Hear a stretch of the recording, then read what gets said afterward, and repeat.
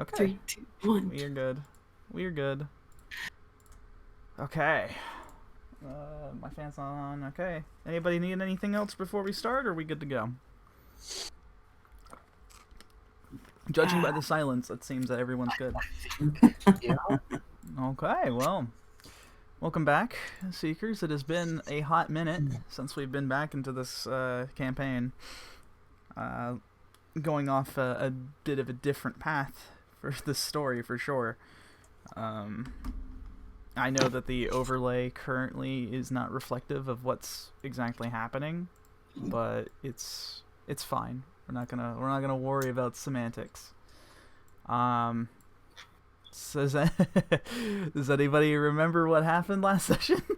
A whole lot of shit. Everyone died. It died. Okay. Well, one important person died, and everyone got to escape.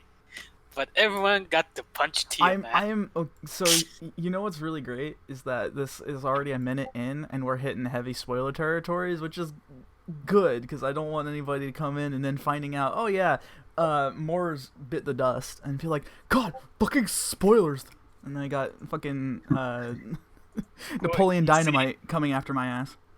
Well, you know what? Their fault for not following the chronology. Yeah, but anyways, all joking aside, yes, there was a very unfortunate end to a character, but it was in the most heroic way possible. But yeah, it was crazy. You guys had learned the truth. The truth is that Everyone died. That Morse is dead. that is a truth. The truth? The truth is that you guys have founded the Silver Hand a long time ago. Quick information before we start, just for meta information. One, you're currently playing as your past selves. This is not just for you guys, but everyone listening at the moment. These are going to be playing as their past selves who have now found themselves in the normal D&D realm, or the plane of existence known as Toril, right alongside the Sword Coast. So we're changing settings a little bit, but don't worry, we'll be going back to our regular scheduled programming later. For now, though, so yeah, first and foremost, you're playing as your past self. Second off, your characters have been traveling with Evans for quite a long time now.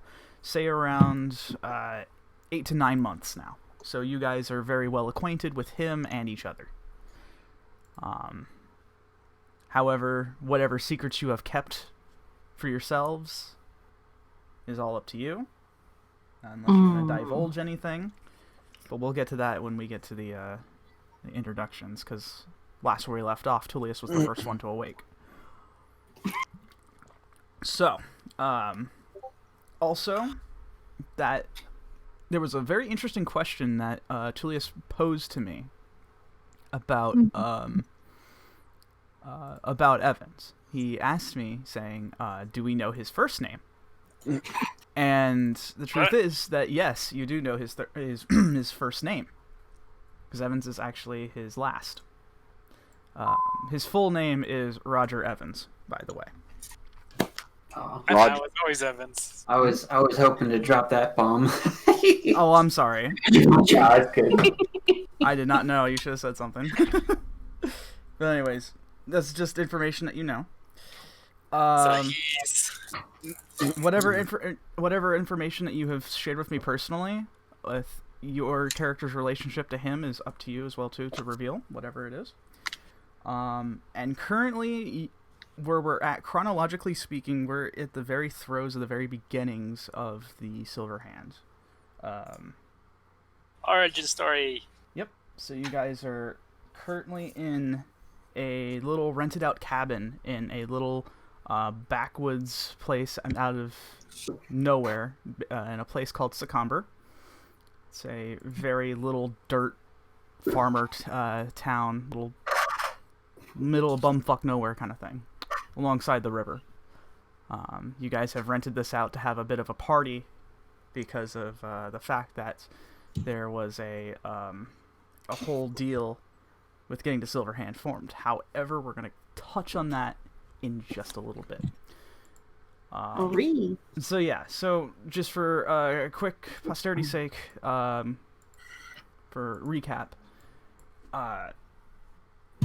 the artifacts were reformed, reforged. They were then placed across the entire world. The seals were refreshed, so now there's no planar destructive force at hand here, ready to come fuck up your shit, for lack of a better term. And however, you still had one final challenge, which was Tiamat herself, as she had revealed her hand to you a bit, and also had started kicking ass as this sort of differently formed version of Tiamat, not the 5 heads that we all know and love, question mark?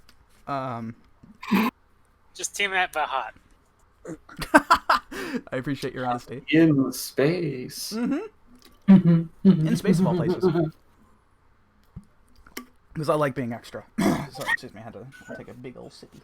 So, with that said, though,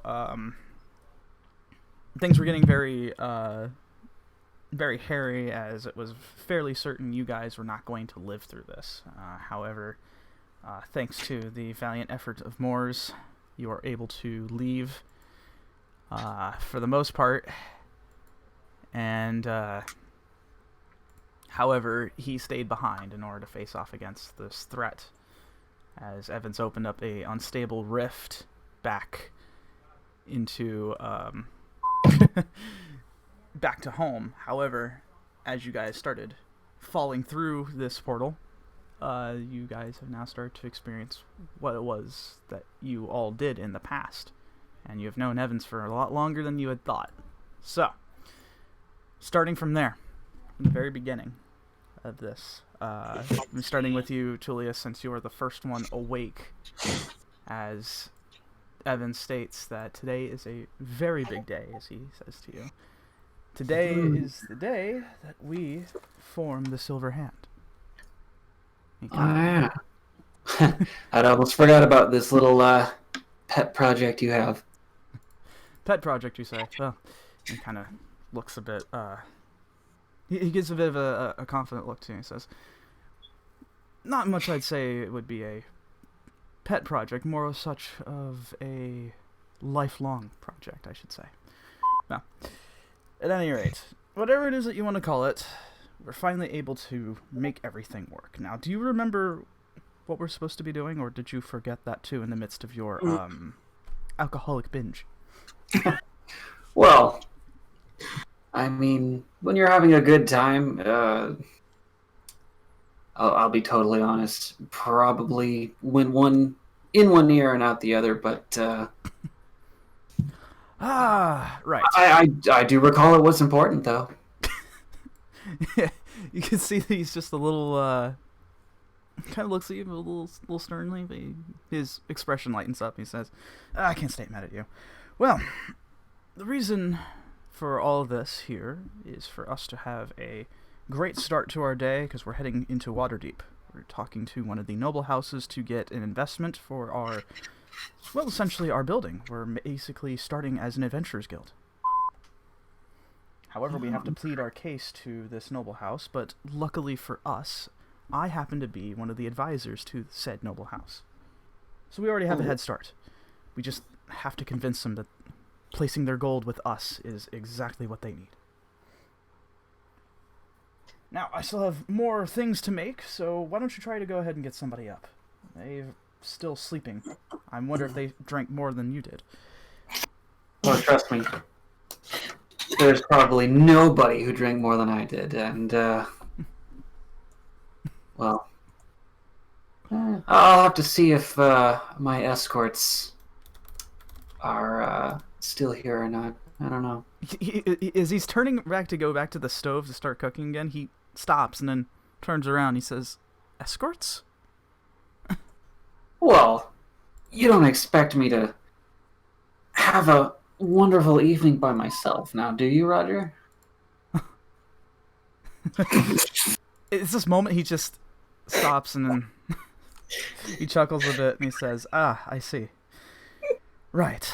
Of course not, Tullius. Why would I ever think you want to do things alone?" I get lonely. It's cold out in this cabin. Careful not to have anyone else give you the cold shoulder, then. Lonely, you say. And you've been adventuring with us for how long now? 8 months? Long enough, I'd say. Certainly.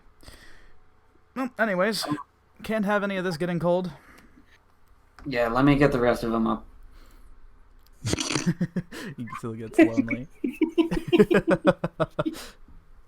Okay. So... I'm usually not as energized after a long night, but, I guess... must have been that good.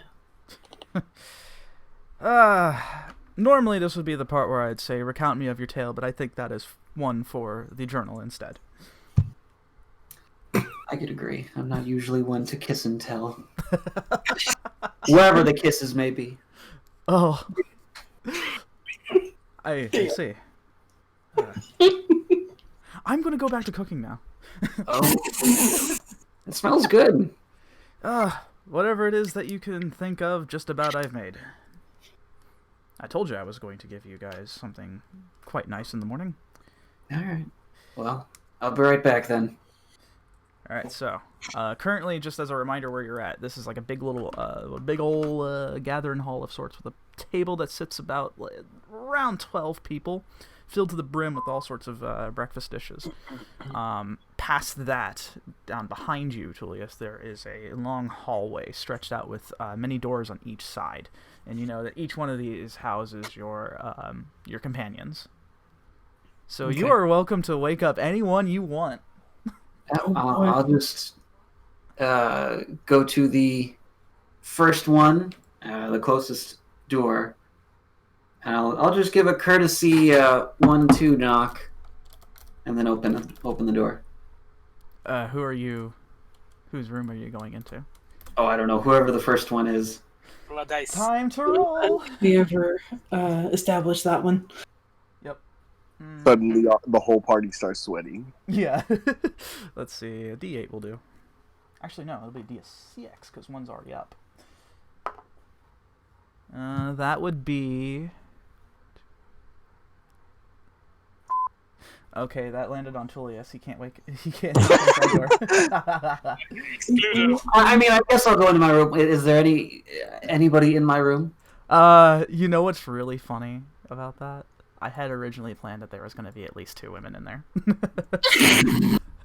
But I didn't want to make assumptions, Tullius. I mean, That's nothing what you like want. 4. Whether or not it's true, it's up for you to interpret. Yeah. Okay, well, I re-rolled, and it's actually Bilge's room. All right. I'll knock on his door. I'll open it up and say, "All right, Lughead, rise and shine." Oh! Fuck, mate! You can't scare a man like that. Dude, you're like 3 times bigger than me. Come on, grow a pair. Hey, listen. I'll brush myself off. Stand up. As we're walking out, I'll be like, what is this bilge? Is this a slang term?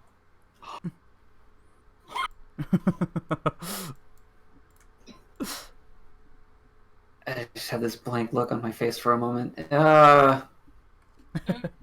Yeah, sorry. Yeah, anyways, Roger's making some food. If you're hungry. Oh, right. I guess I'll have a nibble or something. It's got a pretty big spread. You might want to make sure you've got enough room to eat it all. Oh, no, you know, I never eat much when I go wandering off. Right.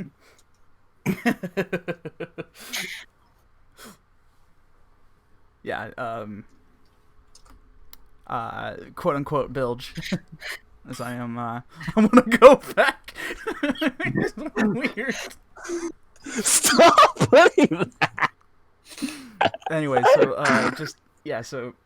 quote unquote bilge, as we're gonna call you for right now, since you haven't said your name.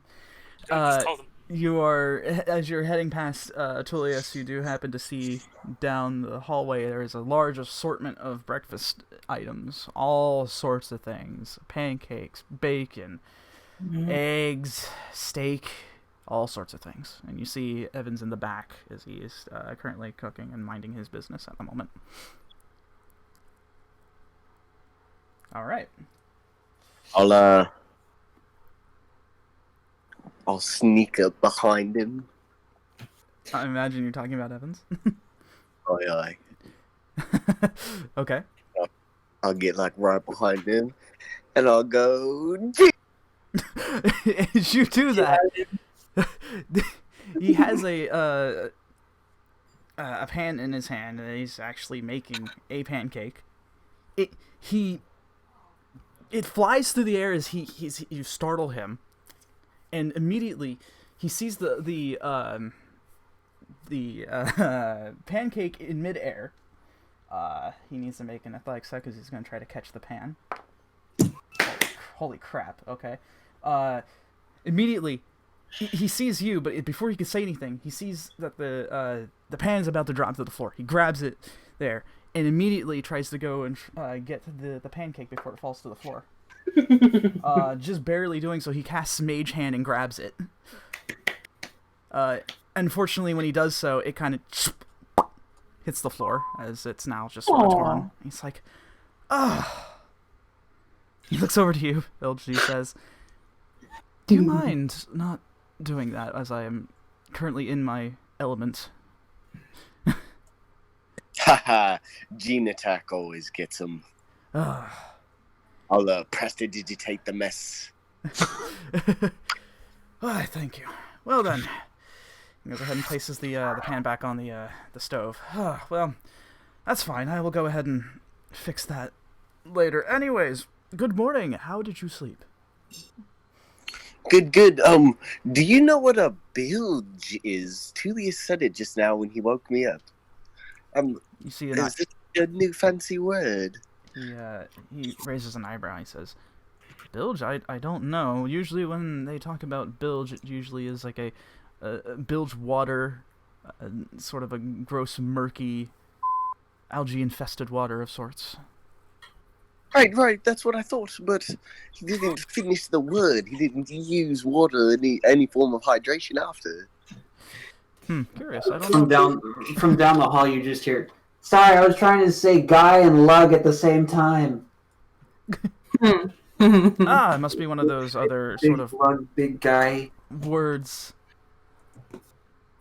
Slip of the tongue. One of those made-up words, I guess. Almost. Either way, I'm glad that you have slept very well. Taken any of the assortments of the food I have prepared for you. We'll be off on our way, but for now, it's best we just enjoy ourselves. Oh, wait. Yes. While you're still cooking, I wanted to catch you. Yes. Would you mind doing that thing you always do when you write my name in the pancake? For you, my friend, anything. And he goes ahead and starts putting in the batter into the pan again and starts making it the way you want. All right, so now that we have bilge ? Up and running. Tullius, you are more than welcome to wake anybody else up. Same thing with you too, Bilge, if you want to. Yeah, I mean, next room for me. Next room, here we go. Down the hall. Okay, that would be excuse me. That would be the Stratos. Stratos is yeah. Listen, don't get mad at me. That's what the dice said. Oh.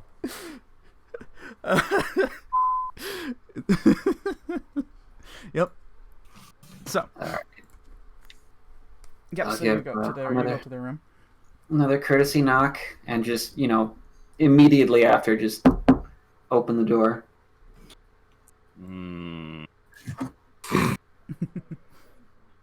Rise and shine, twinkle toes. I'm gonna go ahead and play this for just background music. No one's home.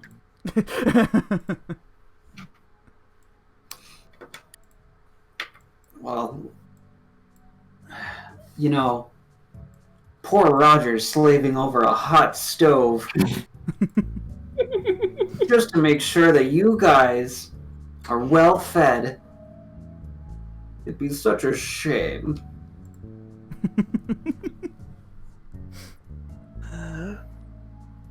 Rogers, you say? You hear like quick shuffling. Yeah. And then you hear like, and then the locks unlocking. When he opens the door, well, I wonder what he sees. Tullius, how's it hanging? And I like jump at him, wrapping an arm around his neck. Good morning. Morning to you too. How's your morning? Probably not as eventful as my night was, but Oh, did you have another party going on? Oh, I did. When are you gonna settle down with someone? Settle down? Why settle for one when I can sample them all? That's disgusting. Oh, come on. Just because you did doesn't mean I have to. Well, anyway. Ooh. I got something for you. Pick a card. Any card. And I just like whip out like 5 cards out of nowhere. Another reading? No. Yes. Well, more like a horoscope. Just pick one. I take the second one to the right. Don't look at it. Okay. All right. Okay. What do you think it is? My powers of insight and staring into the back of this card. It's a number. Mm-hmm. Do you have to be marked? Go on. 11:15. Oh, you want more? Why? It's an odd number. Okay. Keep going.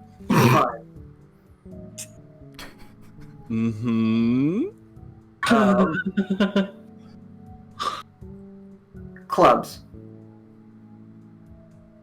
And I swipe the card back. Ha! Psych! It's actually a picture of my kids! Look at him! Look at him! And I flip off 5 cards and it's actually the same picture. Look at them, they're so cute. Yes, your Rugrats are adorable. Oh my god. Yeah, when you look at it, you do have a distinct memory about the both of you, one more fond than the other, of a newfangled invention that was shown off in Waterdeep, in which paintings could be made instantaneously almost, thanks to an artificer, and Xander, you couldn't resist the idea of having pictures of your kids. It's like they haven't aged a day. I know! Look at the pudgy little cheeks! Oh my god! And I whip out more cards with and it's the same pictures! Oh god, how many of these things did you buy? I wish I had more! God. I think you bought enough. It's never enough. Ooh. Secret pickup. Wow. Yeah, well, get yourselves decent or indecent, whichever, I don't care, and go eat food. Okay. You know Roger gets upset when we don't eat his food. I do like his food. But not as much as I love my kids.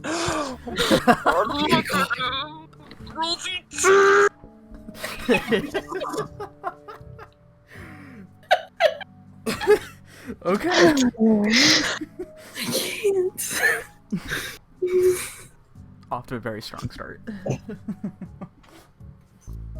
So, with that said, now that the Stratos, I can't say twins now, I'm gonna say more like couple, have arisen for the morning. You guys definitely smell the distinct smell of all sorts of things, all sorts of breakfast items, wafting in the air, and it smells heavenly. So, Right, so the on there already eating a pancake with cheese that is written on it. yeah, it's made for you. It's made for you. Nocti. Wait. Hold on. What was that for? Remind me again. Why? What? Why Wait. you put Ganakti on the chat? Oh, these are the letters written across my pancake. Yeah, it is. He goes as he does so. He goes ahead and hands it off to you. He says, "Enjoy, my friend." And looking back towards the end of the hallway, seeing how everyone else is doing in the back, seeing the door to the Stratos couple's room open, and Tullius kind of awkwardly shuffling away, as he can definitely hear Xander prattle on about his kids. As Roger shakes his head, he says, some things never change, huh? It smells great in the morning. And I immediately went to heaven. Oh, it's a good thing I was looking behind me this time. Rogers! Wow. I am very jumpy today, it seems. Morning. Look at my kids. Yes, indeed. Did you rest well? Oh, absolutely. Good. I'm very glad to hear that. Well, whatever it is that you want, take a pure pick of your assortment. We have quite a bit before we have to head off back to Waterdeep. Okay. Look at the time. I see them. And I just like hang one picture over his head from behind him. Yeah. So, yes, I see them. They are quite adorable. I know, thank you. You're quite welcome. Do you think it might be a bit too early to get this emotional? Are you okay? Oh dear. Well, why don't you go ahead and have a seat over there, and Tullius is in the meantime getting everyone else up. Okay. Oh my god. Oh dear. Okay. What's up, Deep? Looking over to you. Nothing. Ah! Crap. Sorry, I almost dropped my dice. Tullius, I guess you're going to the next door? Yep. Alright, here we go. Well, that would be... Okay, so that will be... Okay, hold on, that's the Stratos again. Okay. You're going to Shian's. Okay. Boy. So another courtesy knock and in the room. No sound. Rise and shine. 5 minutes. 5 minutes. The door is unlocked, by the way. Just saying. Is locked or unlocked? Unlocked. Unlocked. Oh yeah, door's open. Pretty much every time, if it's not locked, I'm swinging the door open. Yeah. Inside, I imagine you would probably see an assortment of tools and such, something that you've come to not completely understand, but know that is very important to your companion. There's all sorts of bits and parts are all over the place, paper strewn across. God, why is everything you own covered in a film of this black dust? It's called invention. Get used to it. All right, well. And that's gunpowder. All right, well, make sure you wash your hands first, and then head out to the table. Roger made breakfast. Sure. You forgot to pet the cat. Oh, please. I've had my fair share of... You know, I'm not even going to finish that statement. I'm just going to look back to him over my shoulder. No, go ahead, by all means. Just make sure you're washed up and ready to eat. Sure thing, Dad. Don't call me Dad. Ugh. Faith. Aren't you older than me anyways? Me? Nah. I'm 19. Shit. I thought we talked about this before. Oh, right. Well, you know, you're taller and the scales throw me off. That's fair. Alright, Faith. Time to get up. As you hear that, you hear what sounds like the mechanical whirring and gears coming to life as this large drake-like mechanical structure kind of comes out from one bit of the closet there and kind of moves about, and its sort of beady red eyes sort of look up to you, Julius. As you do remember, this is your companion's companion. As it is as what he calls it as a iron defender.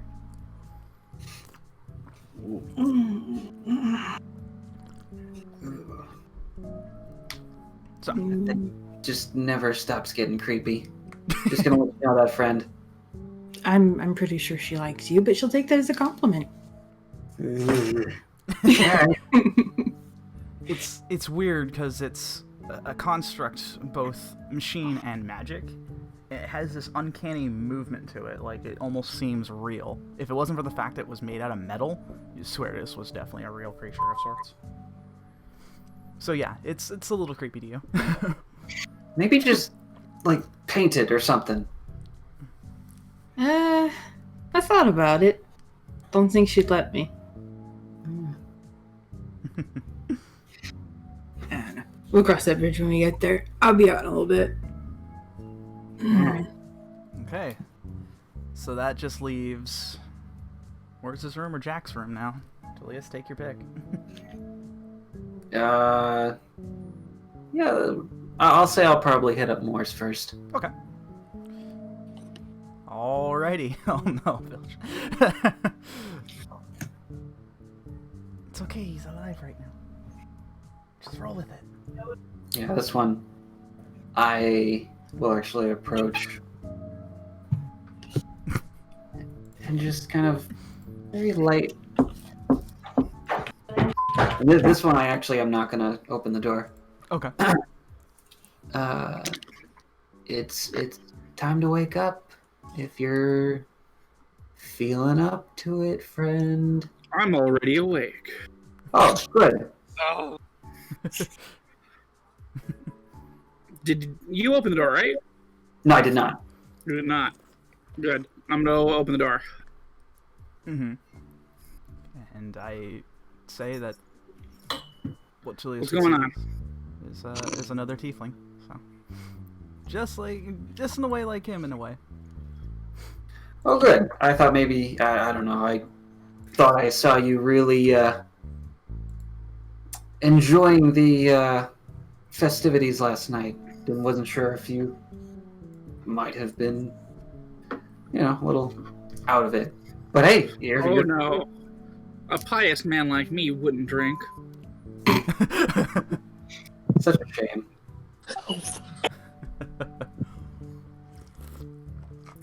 He says that, but all that he's wearing is underwear. Do you just get up at the break of dawn every day? Yep. All right. Well, Praying and training isn't gonna happen. Going to bed. all right. You Well, should probably get up and train. You won't look like flimsy twig. Maybe I'll take you up on that offer. Oh, we'll see about it tomorrow. No, that's fine. What's cooking? Smells like peasant food. I don't know. Ask Roger. Oh yeah. Okay.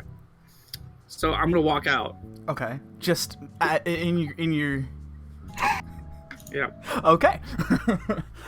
So when you come out, Mors, you see both your half-orc companion and your other companion, in which is a little obsessed about his kids, at the dinner table, as well as Evans currently has his back towards everyone, still cooking. And as the both of you, savages. morning savages. Oh shit! I was not expecting that. Yeah, so you currently see Morse coming out saying hello savages out in nothing but his underwear. Morning. Oh, Jesus Christ.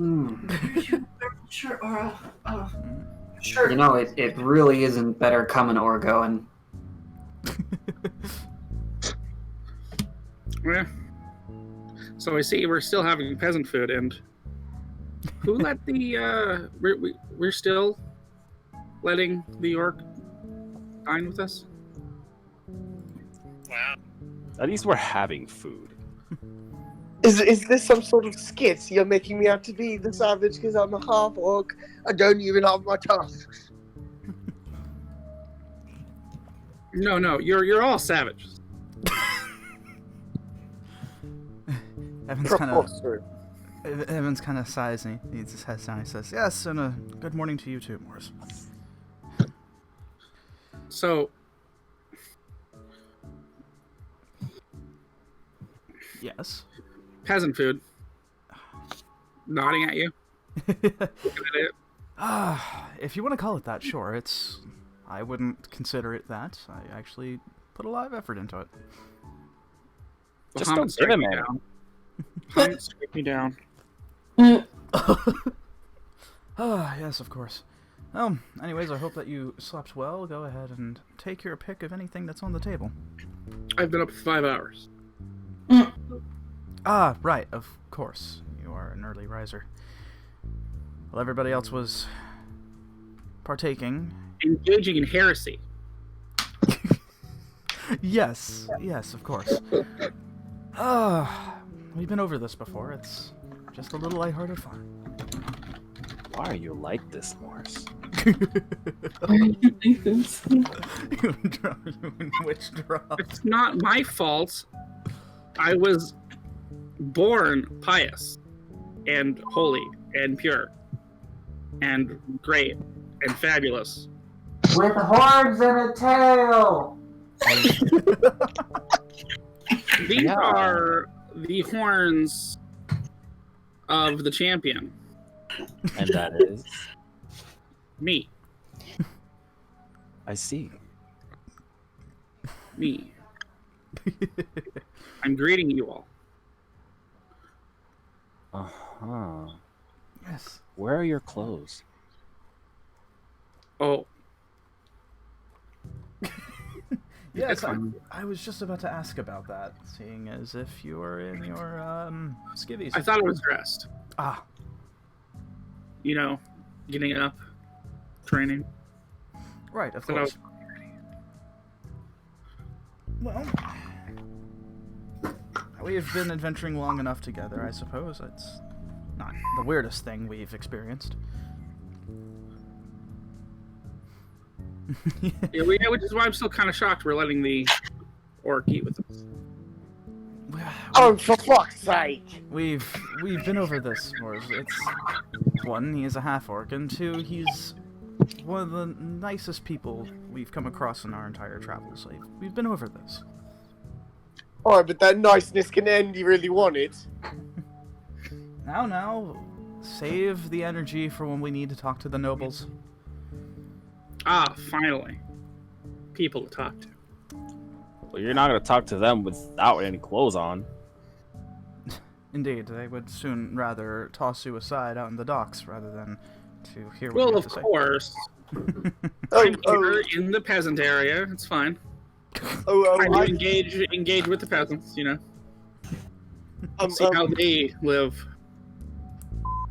The half orc, and I say right at Moors, can actually help us with our clothing for the evening. No, I'm fine. I have clothes made by actual people. And it begins once again. I open up my book, I write something down, and I close it. Okay. That's a definite. Are you taking notes? Of You course. just write down. None of your business. Let me see. You peek over the shoulder, you see on the edges. Fuck moles. Oh my Oh my god! Oh. Xander, did you catch that? Yeah, I agree. What? You don't want the food getting cold now. So the half orc can help everybody except for the asshole devil with their clothing for the evening. That's fine. Again, I have clothes made by people. Who are these people exactly? The finest. The fiendish. The finest. Fiendish. The finest clothes makers in the land. I have them. I can just call them and they'll come right now. All right, do it. It is. We don't want to have people come knocking on our door here. This is why I chose Succumber in order to have our little festivity. Yeah, but we could have had in any town, and you choose fucking poor people land. It is meant. How It is meant to am I be. supposed to engage with people? It was meant for us as a secluded little retreat. I thought it would be nice. I said, invite anyone you want. But then you had a little bit of a fit because you said, and you quoted, poor people land. In which we have actually just boosted their economy just by having fun last night. Wow. You know, that's actually a good thing. Me existing in this town. Yes, What's indeed. there? Ooh, I should go talk to the poor people. I know, Roger. How about he doesn't get any food at all since he hates the poor people food? Yes, I don't. What is this? What is this? What is it? What are you eating? It's called pancakes. Yes. Beautiful pancakes. What? And I get a bite out of the G. Oh wow, wow! Sound good job. Good job.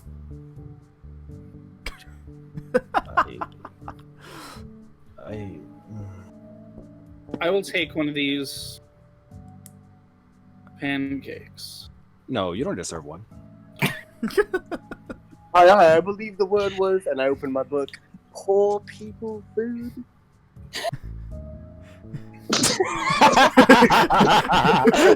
It's that nice.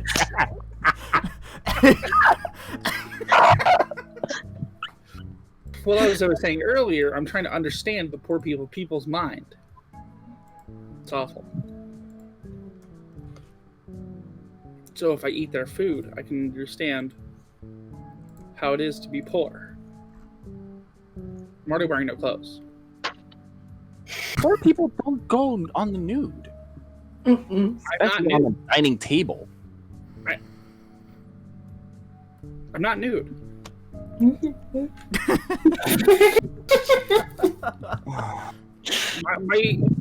my God's Holy Spirit is not dangling out. Hey, Rogers, are those pancakes done? Yes, I'm getting another batch done as we speak. Oh boy, can this get any more awkward? And make sure you make 4 for us. Of course. I'm sure it could get more awkward. Let's watch. Remember, Alexandria likes him fluffy and thick, just like her little cheese. Right, yes, of course, I will... And nice and sliced and diced for Alexander. I'm not sure why he likes it like that. That's kind of creepy. Wait a second. You have those rugrats here with us? Wait, there are kids here? Well, I mean... It's time for Bible studies. The kids are here? Rhea, you're definitely hearing this outside as well, too. Outside of the room as you're staying with the kids. You heard the word Bible studies. Well, I'm gonna go get dressed. Please, it's Bible study time. Oh my god. Of course. You all need the good word. Maybe then you'll forget all this poor people stuff. You know? From Shien's room, go sit down and have breakfast for fuck's sake. Wait, he's in his underwear, right? Yeah. Yeah. Yeah, I am. For someone who keeps saying poor people food, you're not even wearing clothes. I know, that's why I said I'm dressing like the poor. Trying to experience what it is to be poor. Alright, well, you go get your book thing and take your time. Yes, indeed. You can take all the time you want, just about. And please trip on your way there. I'll wake up oh, sorry. That would be bad luck, and I can assure you. You're already bad luck being here. And as he's walking, I'll mage hand to tie his shoes together so he trips. Well, What shoes? he's not wearing shoes right now. Naked. Oh, I'll just make him to grab his foot so he trips. Okay. Go ahead and roll me dexterity saving throw, Morse. Oh, Dex, my favorite. Yep. Yes. A 0 modifier in Dex. What could go wrong here? Absolutely everything. An 8. Oh man, I feel this is deja vu. Right? Well, so wait, hold on. What was the roll? 8? An 8, yeah. Okay. As you turn around to go get your things, Morse, you feel suddenly something grab you by the ankle, and you fall down face first into the wooden floor. As a big rings out throughout the entire of the cabin. Oof. A poor people conspiracy. I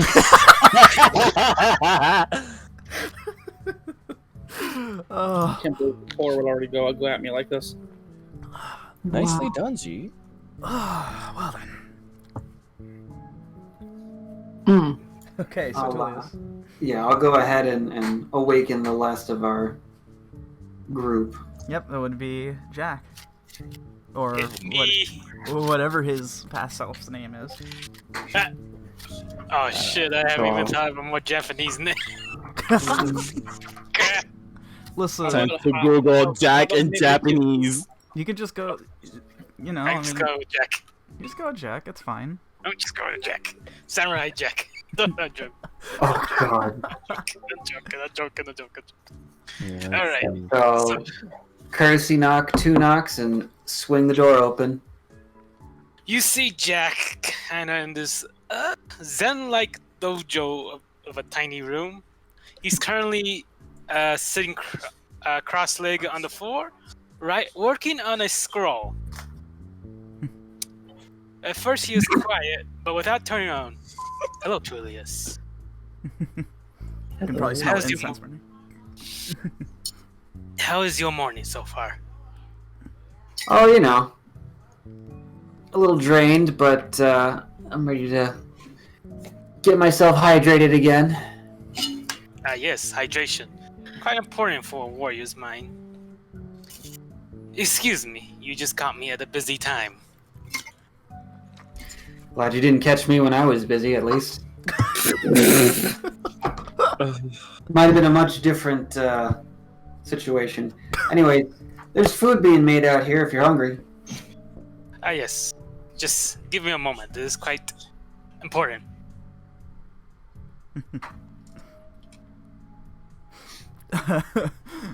Oh man.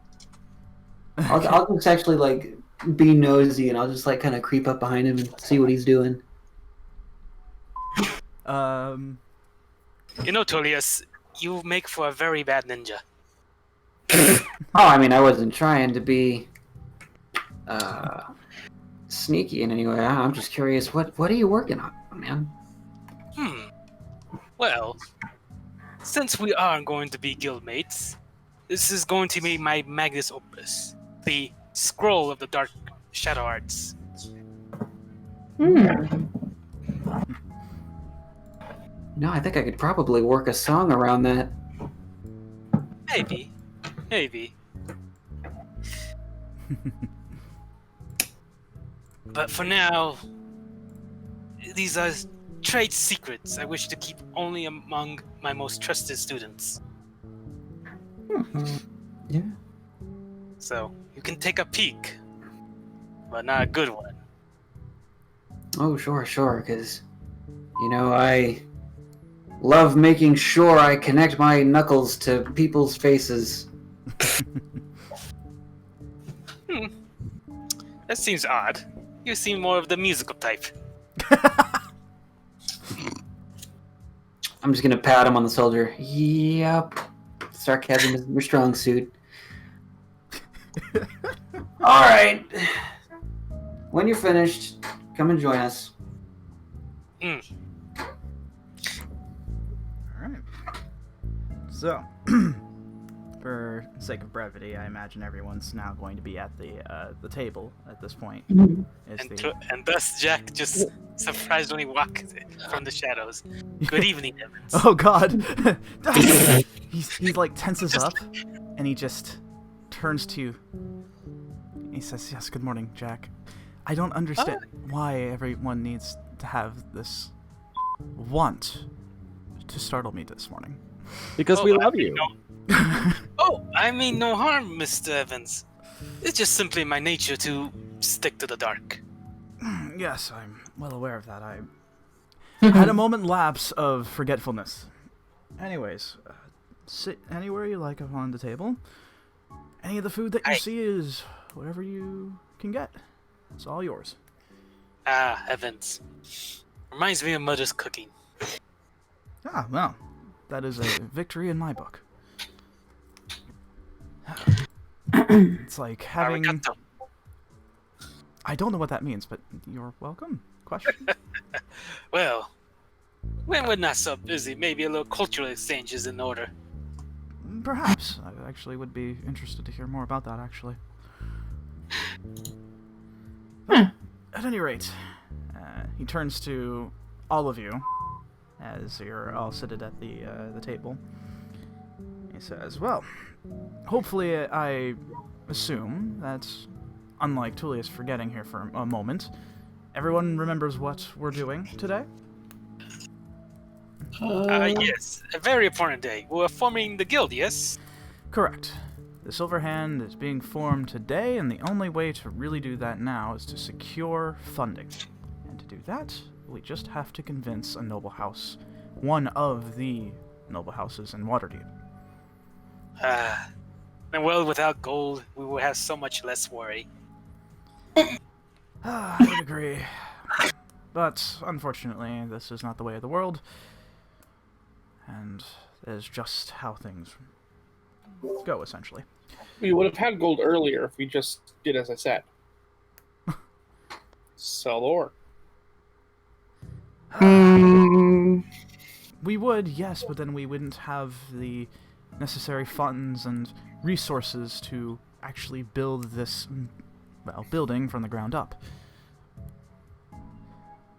So this noble we're meeting, who are they? They are of the Winter's House. They are a couple of very prestigious merchants and such within Waterdeep. They mainly deal in clothing and such, but at the same time they do have their stakes in some of the other guilds. I used to advise one of the elders of said house a long time ago before I started my whole adventuring thing, in which I met all of you. Oh, wise choice. Not only you have a history, but you picked a very profitable source of income. Merchants are very well known for dealing with gold in exchange. Of course. Which is advantageous to all of us, and, well, with that said, I want all of you to understand that the person we are meeting, Edgar Winters, is very keen upon our tales. So if he asks anything about what happens, you just tell it to him straight. No need to embellish, no need to add hyperbole, just go with it. Jackass, as I slide glance to Tullius. Yeah, he's already looking at Tullius as well, too, as he says this. I mean, what else can I say? Tullius, relax. Just be yourself, and I'm sure he will love you. I don't think he would like him if he were to act like himself. There's beauty within all of us. Even Morris. Are you sure about that? No, yeah. See, no, he actually is right. There's beauty in all of us. Except for the Except for you, Antonius. I think the orc has more beauty than you do, Morse. You would? You must be blind. You don't even see my radiance. I'm pretty sure I can see a lot. Oh, I've seen already plenty of radiance the moment you walked in. Such is the nature of misfits. Wait, did he walk out in his but underwear soon again? We all be together as family. You'll see. Oh, I've seen it before. What really? Family? All I see is absence of none of all of that. Young kids. They don't see it first. But I know. Eventually I'll come around to the idea. Hopefully. Maybe. Because, well, I consider us almost like a bit of a family. We've been through a lot together, after all. Yes. I mean, it also... Yeah, you're right. Even though he is an orc, if he gets in trouble, I will help him. And he goes and bullies. Bullies G once again. Well, that's fine. That's fine. It's fine. At any rate, we'll be leaving here within the next couple of hours. And on that note, I do have a map for us to traverse the Sword Coast with possible little interference, hopefully. Oh. Life of adventures is hardly a peaceful one. We should always be cautious, Evans. Of course. You never know what lies upon the off-beaten path. I mean, I think after our adventures in the Underdark, we should do a little better to trust our surroundings. Yes, indeed. That was... Some days I wish I could forget things. Both. I don't know. Some of those drow women. Julius, I believe one tried to sacrifice you to the Dark God. Yes, Oh, I mean, I'm gonna be spike. totally real with you. There's sometimes where you just got to draw the line, and being sacrificed to a giant spider woman is probably just on the other side of that line. I think you also tried to flirt with said Spider Woman. Yes, in the vain attempts in order to try to get her to let him go, essentially. I recall that. My goodness. I mean, it almost worked. Not in front of the children. Honestly. And at this point, I'm just gonna hand Alexandria to Xander. Oh, look at you, all puffy and cheeky. Come here. Why is it drooling? What did you just call her? That's what babies do. Okay.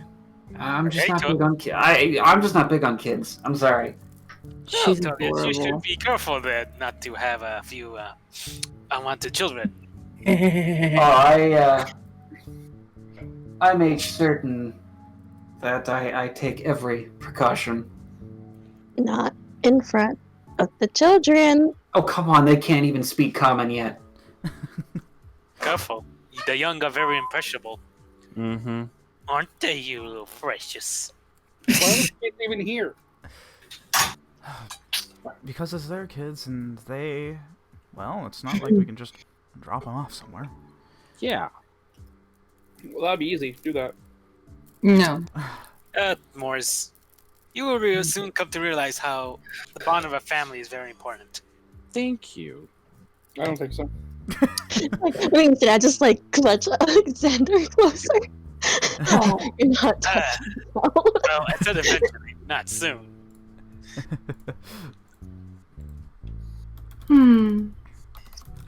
Kids. No, thank you. Pink hair, you one.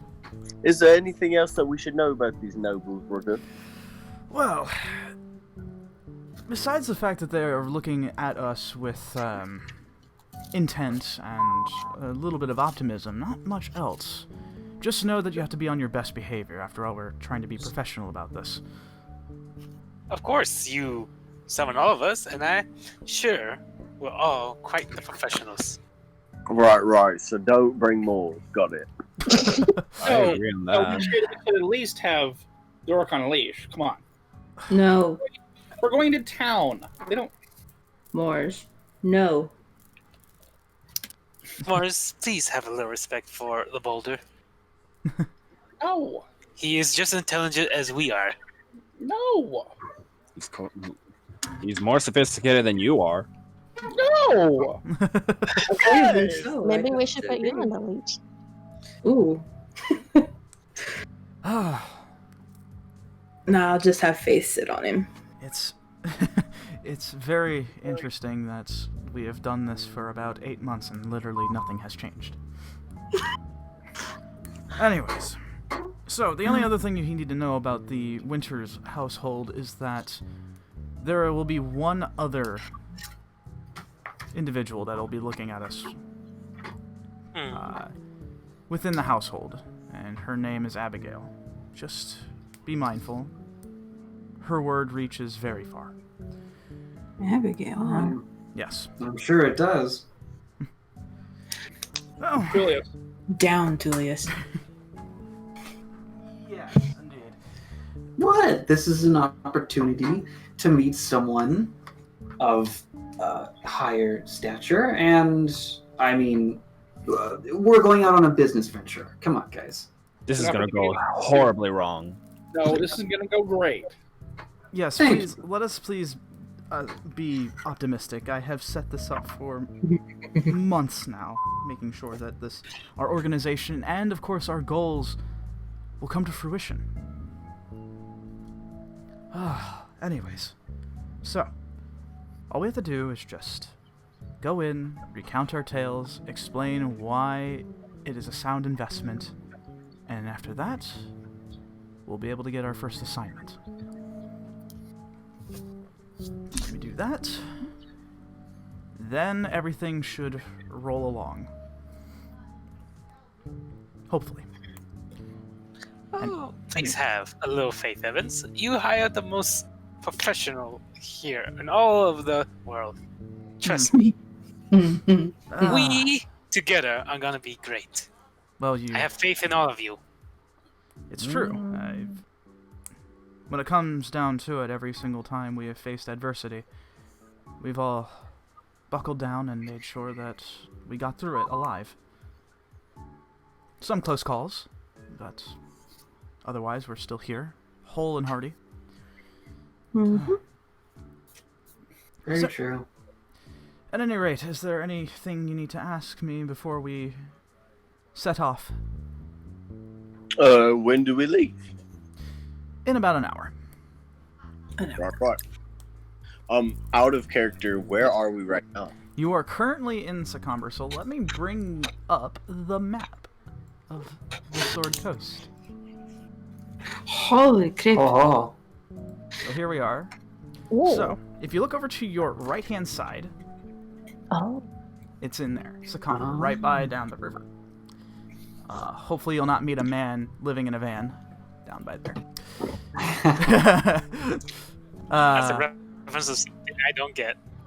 I'm slightly disappointed. Easy. So at any rate, yeah. So you guys are here in Secomber. Now, taking time to get to Waterdeep will probably take about a day's worth of travel. One other piece of information. Oop, hold on. I am not hearing anything. Hold on. uh-oh. There we go. Okay. I might need to get new headphones.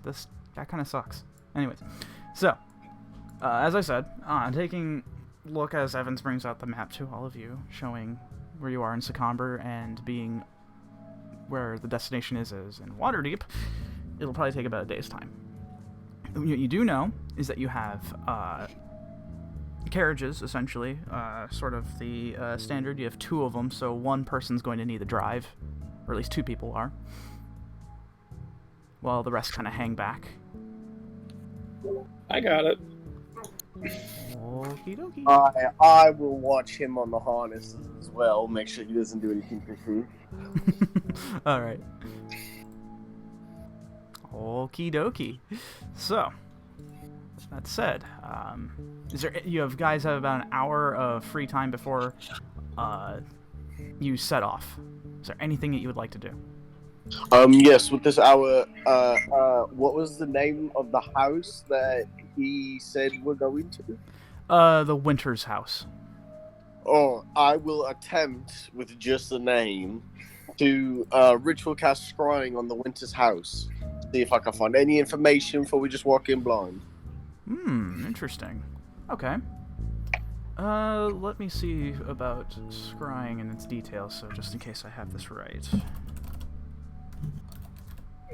Attempt a person or a place. Okay. Okay. Who are you? Are you trying to do it in the household or the person? Right. Just the household. I don't know anybody in Okay. there. All right. So when you do so, you are able to see a sort of image conjured in your mind in which you see the house itself. You're kind of seeing from like a bird's eye view hanging from like a chandelier almost inside this very nicely furnished home. It's very well put together with a lot of greens and blues in color. Part of it is also gilded with silver along the doorways, and you see what looks like to be this immaculate stairway leading up. Kind of looking left and right, kind of see other pathways leading into what you would assume be other rooms. Otherwise, from where you're looking at, there's not much else to glean aside from some of the other guards that are standing by, as they seem to have this same sort of color scheme to their armor. A steel color with a sort of bluish green sort of tabard hanging from their armor as well too, as they stand vigilant. Otherwise, you don't really see much else inside the household. I'll approach Rogers at some point in the hour. I'll be like, I thought you said this was supposed to be like a social gathering, you know, a party of sorts. It's less of a social gathering as it is more of a business proposal. As it is, we're supposed to meet with Edgar Winters himself, the patriarch of the household, to discuss this whole thing, essentially, this proposal to instate the Silver Hand. With his financial backing, we can actually get this off the ground, and we can get our first assignment, and then the pieces should fall into place, in which our reputation will start to grow, and we can flourish our business, in which we can finally start helping people on a grander scale, keeping the world safe. Right. I'm proud of you, Roger. And I just hold a fist bump out to him. He gives you a fist bump back. And I you, my friend. Now, we should probably go ahead and get started moving off and let the kind folks that we had rented this cabin from have their humble abode back. Carriages are waiting outside. As he looks over to the rest of you guys as you're getting ready. Remember, we should not be late. It should take about a day's time. Remember to stay vigilant. I'm always vigilant. Of course. It never hurts to have a little reminder. Oh, true. Sometimes we just need a little reminder once in a while. Certainly. I shall be waiting outside then. He goes ahead and turns back around, and he exits out from the doorway as the door closes behind him, leaving the 7 of you together. Out of character as well. Did we establish that we actually had women in my room or no? Yes. Okay. Yes. Yeah, and while you guys were eating, you kind of see like two and one half-elven woman, one human, kind of come out. Kind of have like the blankets around them. Ooh. Morning. You dog. And as they're about to leave, they look over to you. Tilius and says, "You come back now." Oh, don't you worry. I was planning on bringing you gals a little bit of breakfast in bed. You spoiled a surprise. The half-elven one says, "Well, you have to understand we got some things to take care of too. But you said you'd come back. You promised, right?" Oh, I never go back on a promise. And they gotta look at each other and are kind of giggling a bit. It's like, yeah, we'll hold you to it then. As they begin to leave out from the doorway. I'll grab myself a piece of bacon and just quickly shove it in my mouth. I will see you guys in 45 minutes. 45? No. Wait. I'm just looking at Alexander like with a disgusted look on my face. Is it the cat with the banana? Is that the face? I'm not even Jack going doesn't really back. soar, but he's just slightly disappointed. Julius. Slightly Just a little bit. Just a little bit. I'm not gonna acknowledge that. Anyways, come on, let's go get ready again. And I just nudge Alexander. Mhm.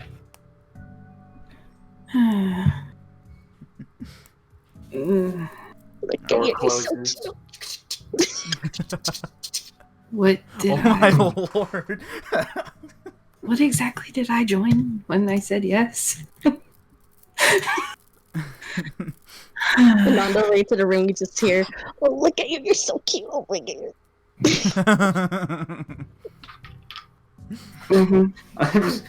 What kind of muffled you hear? Alright, you have that silence spell ready? Oh, dear.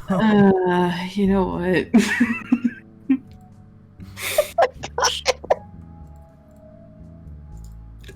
I'm not even gonna ask. We've got silence ready at any moment. Damn. Okay.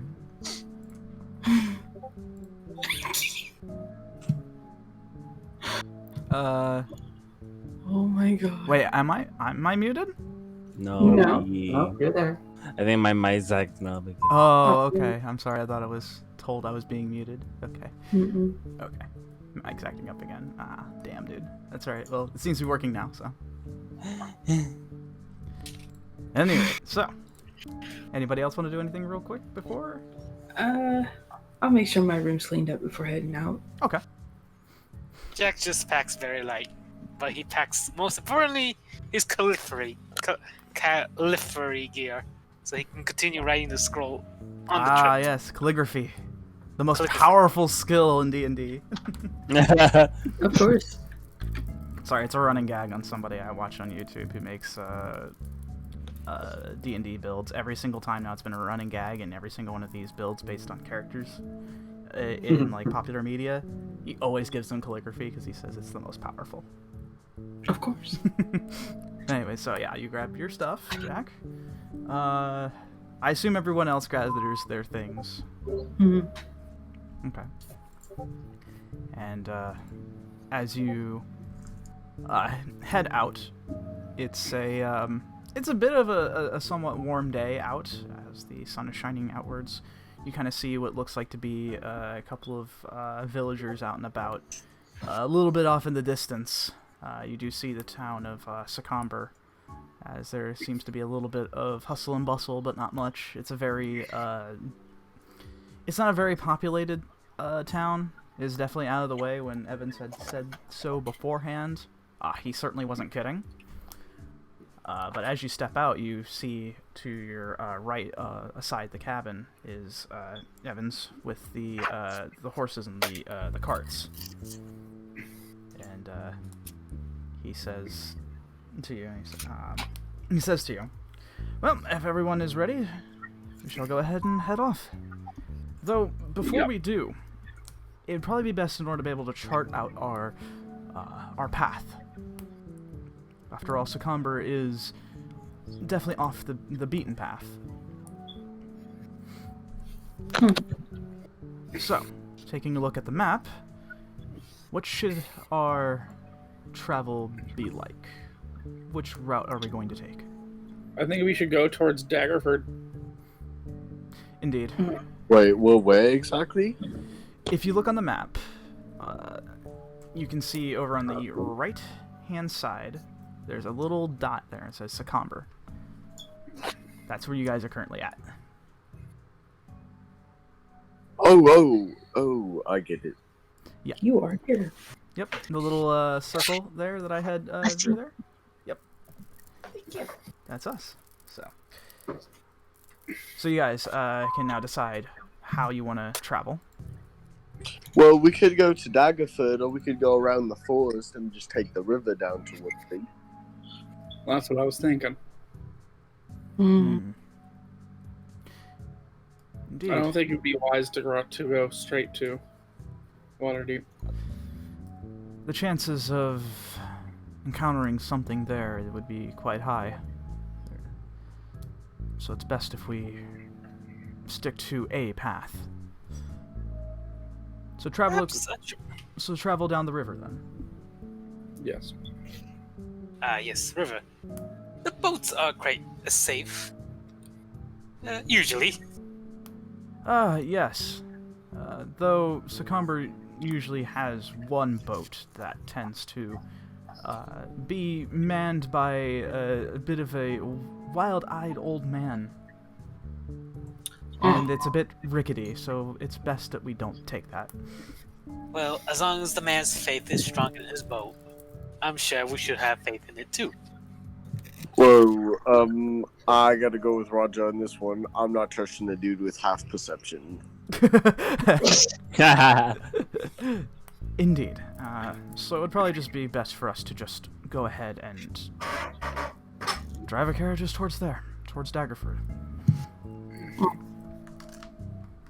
Any objections? Any suggestions, thoughts, comments?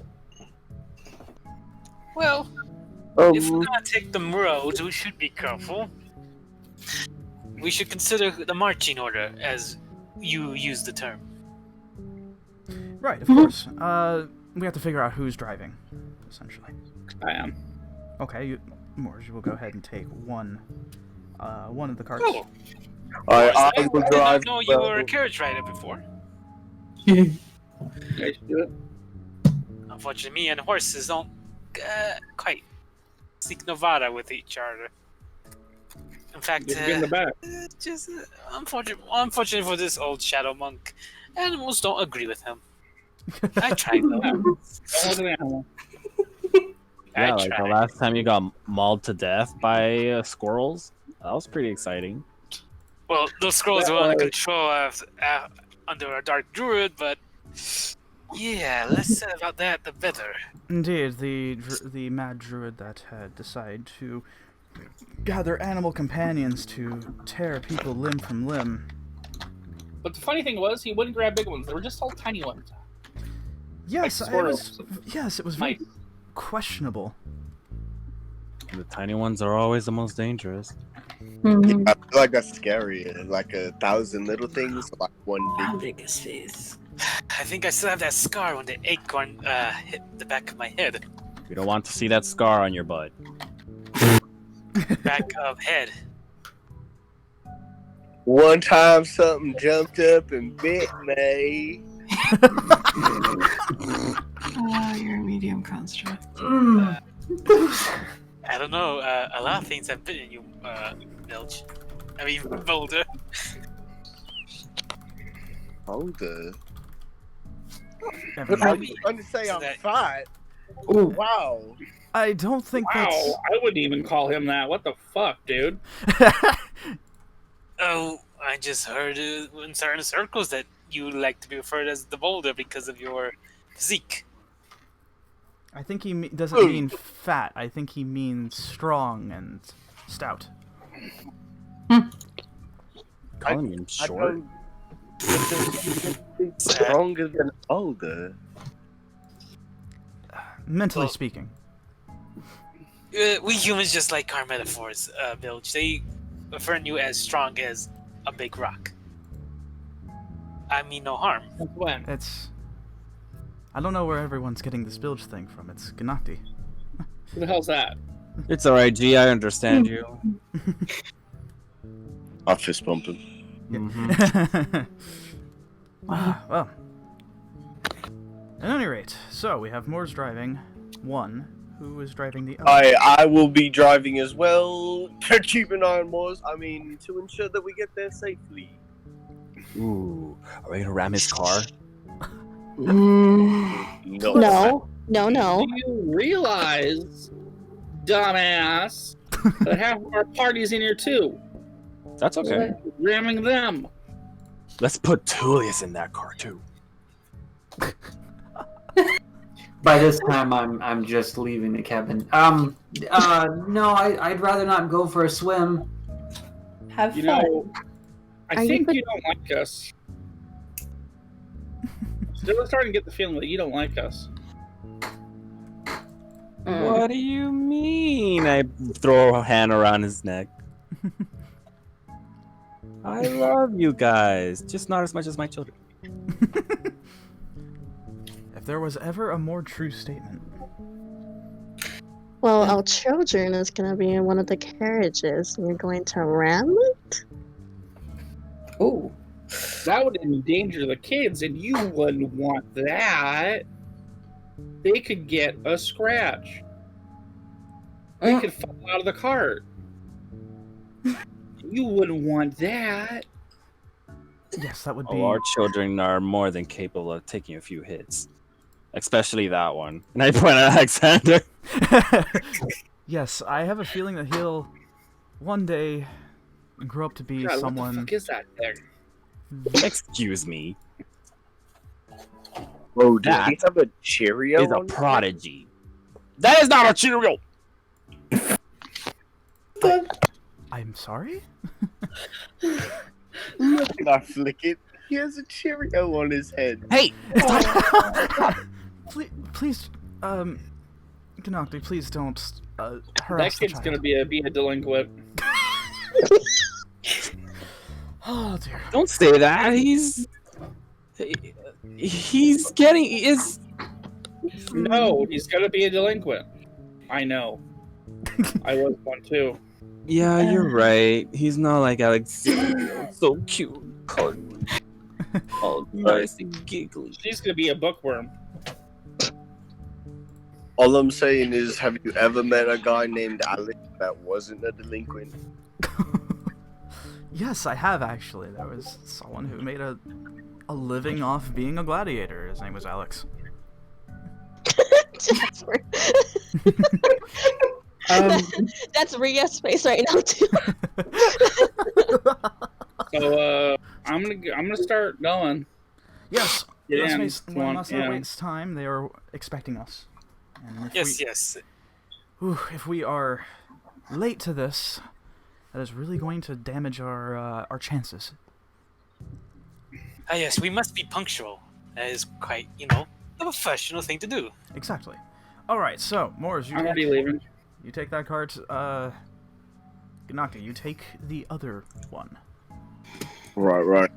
Alright, I'll wait a sec, make sure everybody's in. Mm-hmm. So, who's going first ahead? I'll go ahead.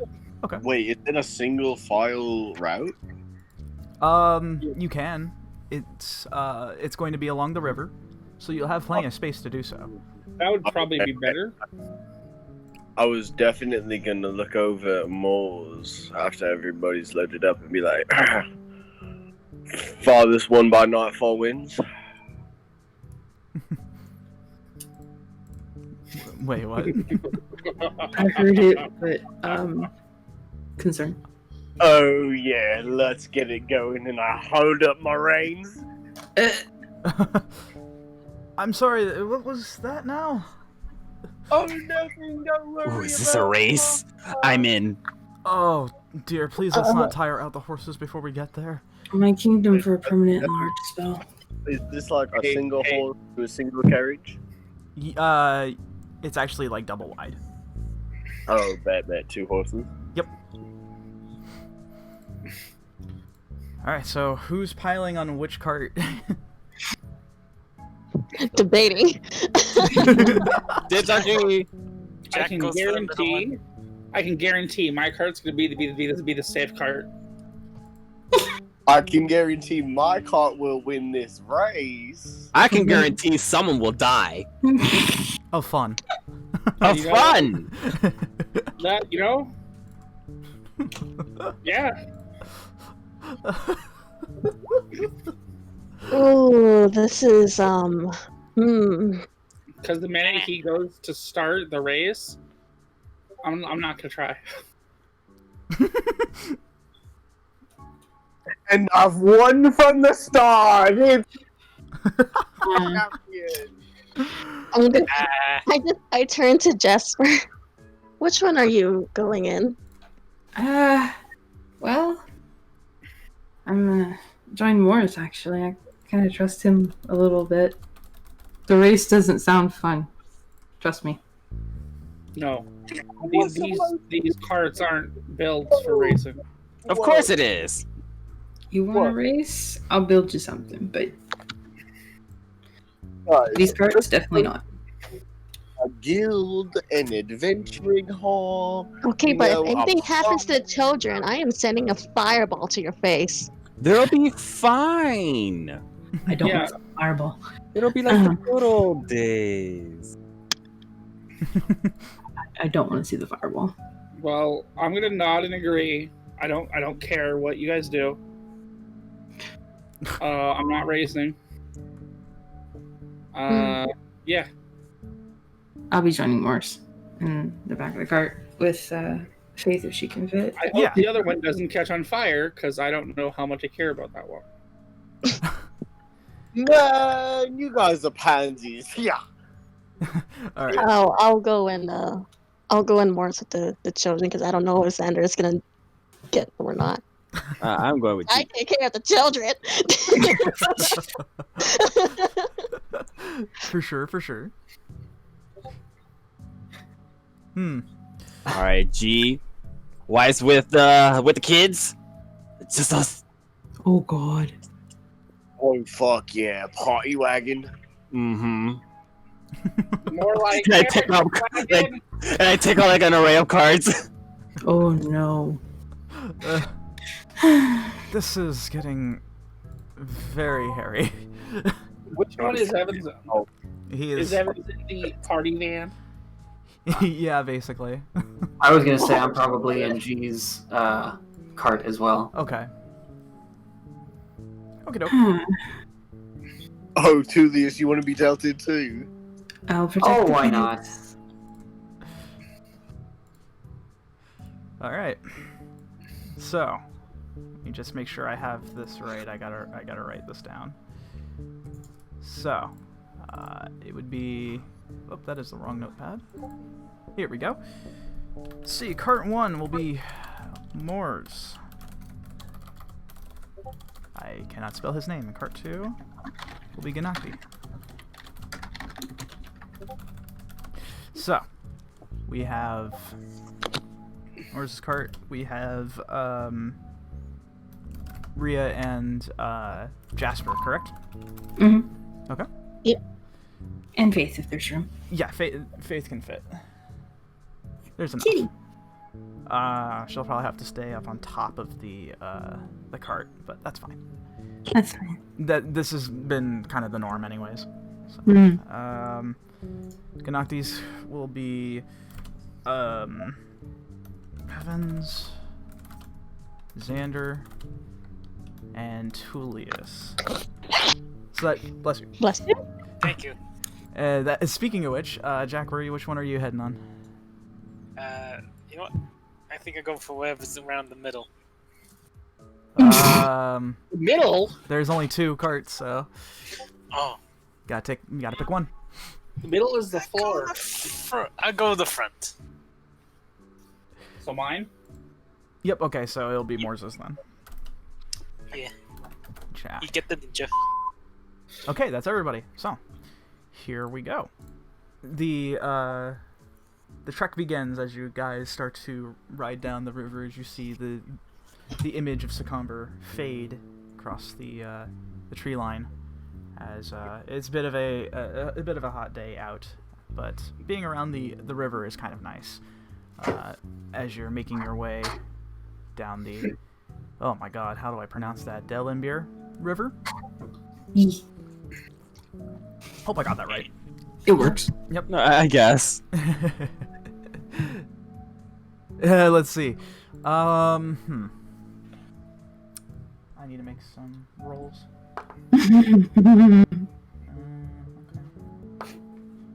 Okay. Once we're a good probably half mile down the road, I'll probably lean out from the back of the cart and just, with thaumaturgy, go, "Adieu, ladies, I shall never forget the time we spent together." As all of you guys are hearing this. Oh my God! Shut up! Such a lady. Thanks for the cringe. Whoa. Is he having like a PTSD flashback? I don't think so. I think it's... I think he's being inspired, quote unquote. And the babies start crying. Oh dear. Oh no! Well... I look out the window. No, not now. Don't cry. I'm over here. You picked the wrong cart, Dad. No. Frantically trying to no, it's okay. It's soothed up. What can I do? As Evans is sitting beside you, 𝘵𝘪𝘳, he goes ahead and just conjures his grimoire, and he just starts reading through it, kind of just keeping to himself with the matter. Oh, I lean back while I'm riding a little bit to get a peek at his book. You can see a couple of the spells that he had prepared. One of which is lightning bolt. Ooh. I kind of look him up and down. Roger. Yes. Seem like, yeah. and getting ready for a battle or something here. He kind of sees. He looks at you, then back at his book, and he closes it. And he says, "Ah, well, you never know when you might encounter something, and if we were to be accosted by bandits, for example, I want to show force in which they'll realize that facing us would be foolhardy, and will probably, most chances, will be leading to death. I will. Wish not to do that, but it is what it is." I'm not too sure if you know about your friends in Waterdeep, but they've got that building pretty heavily guarded. A lot of weaponized dudes walking around the premises. Right, the guards of the Winter's household they're very vigilant and quite good at what they do. So make sure that, well, I know you'll be well behaved. You always carry yourself quite well. Yeah, and besides, those high and mighty noble types, they always carry, lots of guards on hand. It's just kind of standard procedure. I, for one, appreciate having a little bit of security. Quite, but it seems that we have to rely on each other for that. Not, of course, that being an issue, of course, but, Once we're inside the city, I'm just going to feel a whole lot better. Indeed. But for now, I think it is best for us to stop at Daggerford for a little bit, to make sure that we have our supplies and such set. Yes, a well-prepared warrior is one ready for anything. You said Daggerford? Yes. Is that a problem, Tullius? No. He kind of looks at you and he's like squints his eyes and he says, Ooh, I like that tone he made. Let's go. I might owe somebody a debt, or, well, I'm just going to stay in the cart while we're there. Doing favors. He kind of raises an eyebrow and he says, "What did you do, Tullius?" It's not so much what I did, it's what they didn't do. I don't follow. What do you mean? Well, I mean, with any game of chance, there's always the possibility that you may or may not lose. And they just happen to lose. He sighs. Tullius, does this involve a woman? No. I actually, for once, it actually isn't. Okay, Oh. I am genuinely surprised. Wait. I just pretty much swindled the guy out of all of his life savings.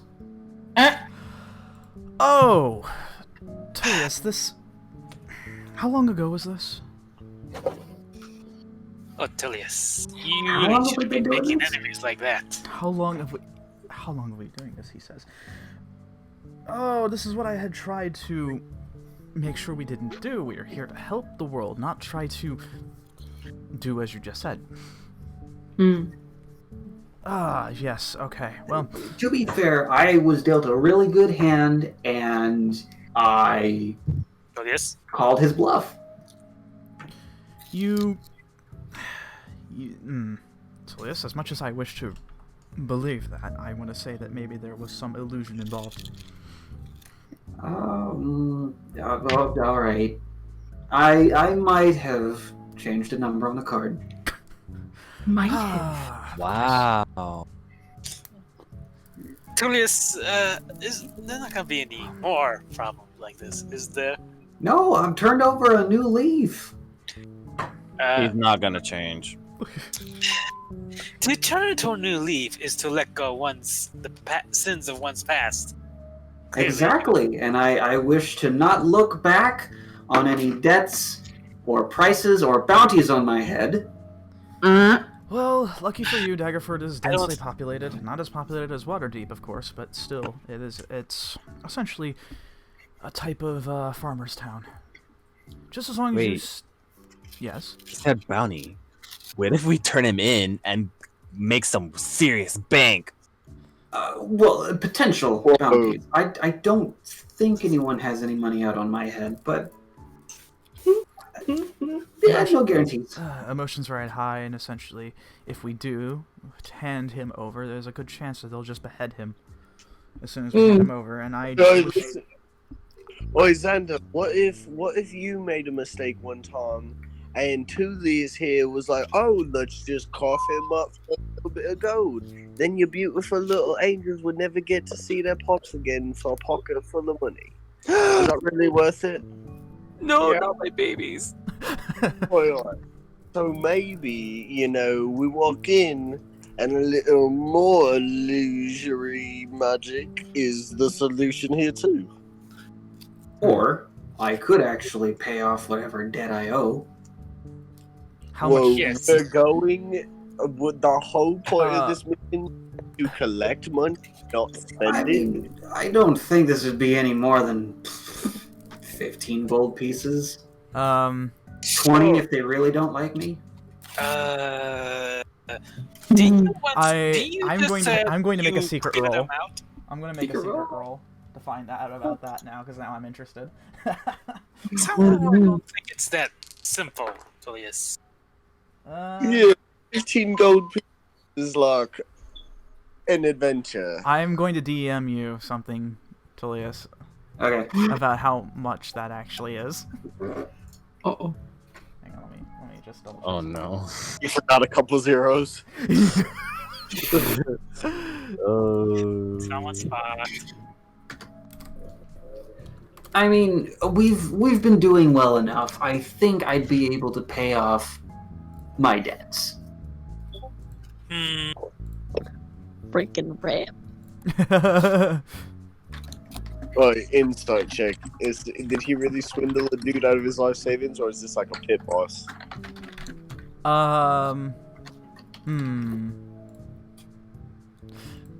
Does he owe like thousands to a fucking mafia owner? I just want to let you guys know real quick, just before I answer that question, 𝘵𝘮𝘰, that the amount of money you guys all have at the moment is around 80 gold. Just want to put that out there. And, okay, if you want to roll insight, go ahead. Oh fuck yeah! A history roll. First one. Oh god. 12. 12, okay. Tullius, go ahead and roll persuasion or deception, one of the two. Oh, well. Sure. Because it would be a, I don't know. I would say deception for this. Okay. That's a natural 17. Oh my god. 26. 26. Oh god. Okay. Yeah, you kind of just believe that Tullius owes just a bit of money. There's no way that he owes a hefty sum. Come on. I mean, I say life savings, but this guy was a carrot farmer. As it is with Daggerford being a farmer's city, it's it's also a good place for stopping. More than likely, that would be the case. A life savings depends on who we're talking about here. If it really was just a carrot farmer, then yes, 15 gold would actually go a very, very long way. Wow, so you basically killed a man. Didn't kill him. You took everything he owns. Probably. If you're gonna put your money out on the table, you better be ready to lose it. Best be careful, Tullius. Gold can drive a man mad. I have seen some evils in this world. Even a simple farmer is capable of great harm if you drive him hard enough. Hey, I was ready to go sleep in the stables if I had lost that night. I don't think you getting the point, as one would say. Just when Okay. sometimes you have to be aware of your surroundings. That includes your people, because you just never know when one could be a friend and one could be a foe. I want everybody who's writing out and, well, just everybody, roll perception checks. Oh boy. Okay, here we go. First roll of the night. Yep. Every time. 8. 8. A 15. You can Here lie, we but go you can't again. see. 15? 14. 14? 15. Oh wow, a natural 20. Oh, shit. You guys aren't gonna believe what I rolled. What's your roll? No. Shit, 0. Oh my fucking god. A natural 0. How even? We roll a 1. Because I have a -1 in perception. Oh no. God. And I rolled a 1. Oh no. Yeah, Morris, you're too focused on the road right now. You're in your own zone at the moment. He's counting hairs on the horse's tail. Yeah. Okay, so I'm gonna go down the list here. So, 20 to 16. 22. 22. Not 20. Okay. Okay. 16. 15 to 10. 14. 14. Okay. Wait. Oh, I got a 17. Okay, 17. Okay, so 10 to 5. 8. 8. Okay. And 5 to 1. Me. Well, I don't follow that line. You're not even in that category either. I did not hear for Jack or Jasper. 15. 15. I rolled a nat 15. Not 15. Okay. 16. 16. Okay. Sorry. So all of you, aside from Tullius and Moors, as you're kind of riding along the path, you happen to smell something kind of rotten and disgusting as you're going by, almost like the smell of death. Looking over to the side of the right side of the river, near towards the clearing, you happen to see what looks like to be some banners, sort of torn to shreds, and what looks like to be a couple of carts like yours, except horribly destroyed. Ooh. What would you guys like to do? They're on the Tullius, other side of the river. Sorry, not too late. Evans, I think we should hold the cart for a moment. He'll get to you in just a second. What was that, Bill? Gnacty? I'm sorry. I'm getting used to the names. They're on the other side of the river. Yeah. So the river is on your left-hand side, and the clearing where you're seeing this scene, this grisly scene, is off to your right-hand side. Oh. Yeah, and you're currently looking over, and that's what you see. And Evans looks over to see the what you're talking about, Jack, and he says, "Oh dear, that's... Oh boy, that can't be good." Well, if we're going to form a guild of heroes, it's might as well start acting as heroes. Let's investigate. Wait. Maybe instead of let's walk up to the fucking spot where people just died, let's outsmart this one.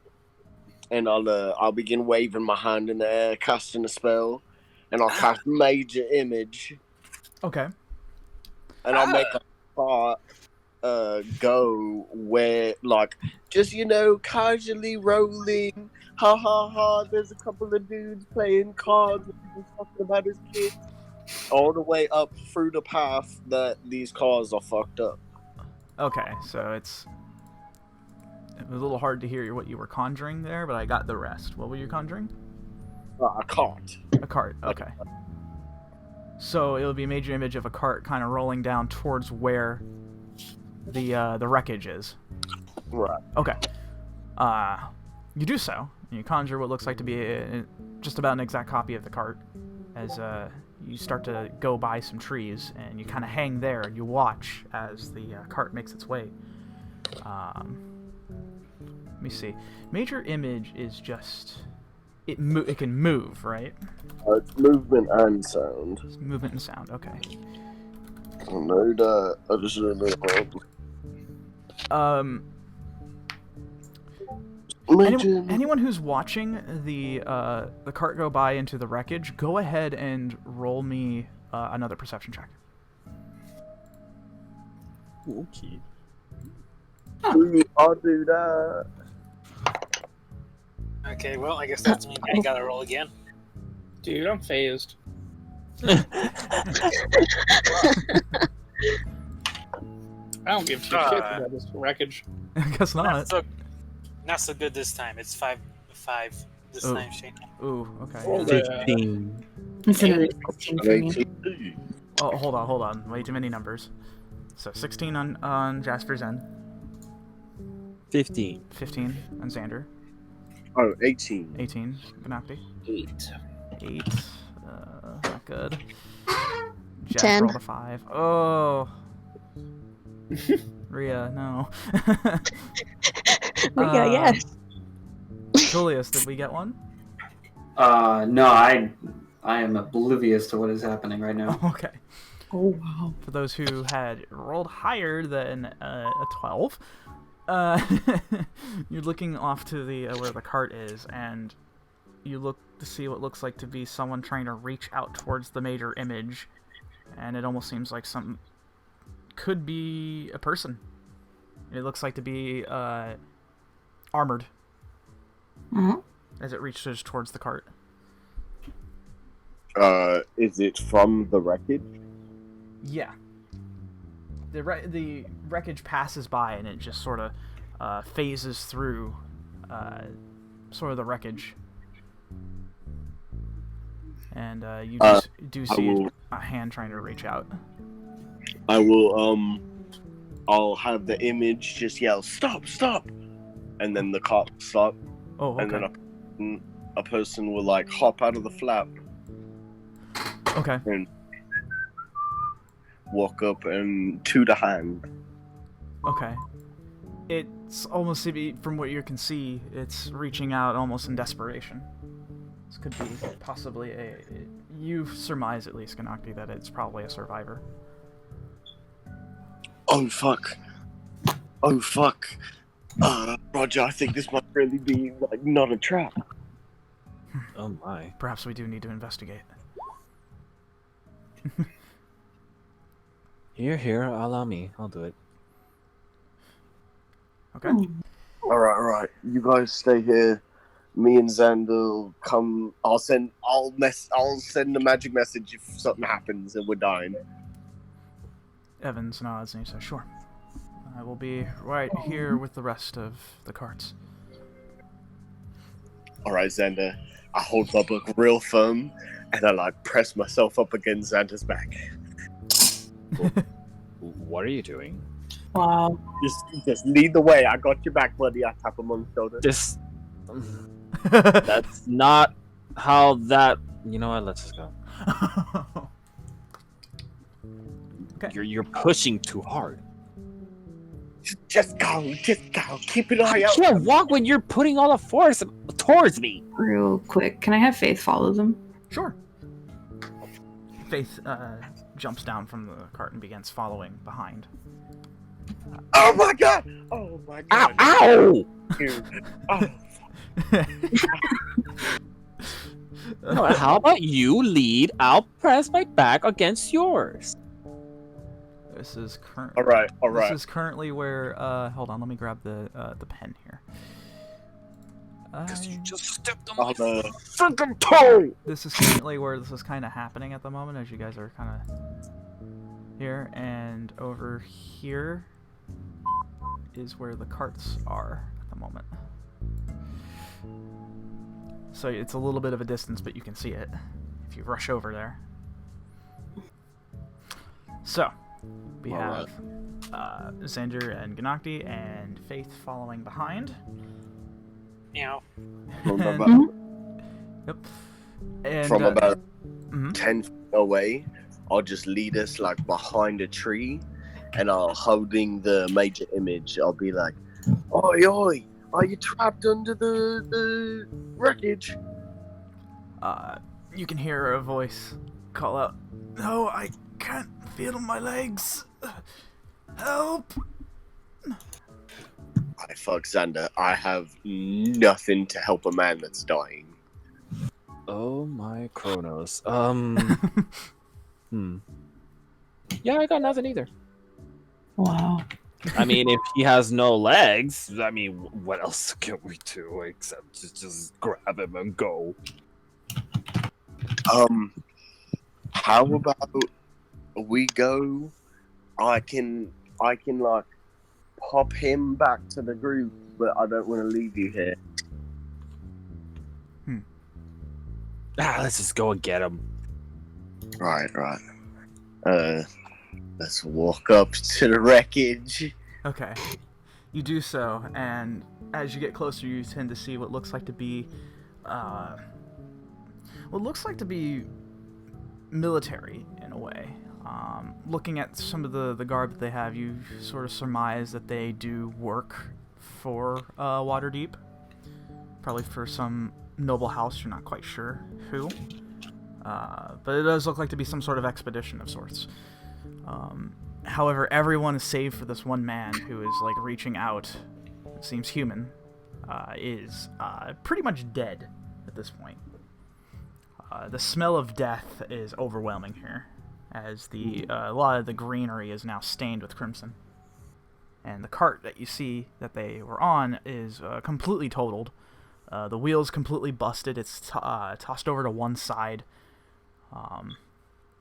In fact, you don't even see the horses now.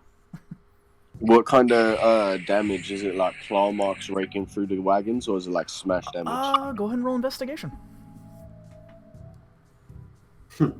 While they're doing that, it's probably around this time to be like, "Hey, why'd the card stop? Oh, gods." Yes, it's not looking good. 15. 15? Okay. Looking at the bodies, they definitely seem to have what looks like to be, well, at least one of them seems to have their arm bitten off, but the rest of the wounds seem like they come from blades of sorts. There's another one who seems to have impale marks, definitely that the work of a spear. It almost seems like both natural and man-made. Boy, I'll lean into the hunting party. They've got animals with them. Yikes. I'll walk over to the hand and I'll start picking up the wood. Yeah, you do so, and you toss it aside as the man sees you. And you can hear, "Oh, thank the gods. Someone's here to help. Oh, I can't feel anything." I look over, see how fucked up he is. You look over past the greenery, and his legs are incredibly messed up. They are broken in several places. You can tell that apparently it's either the pain hasn't set in because of shock, or he really cannot feel anything.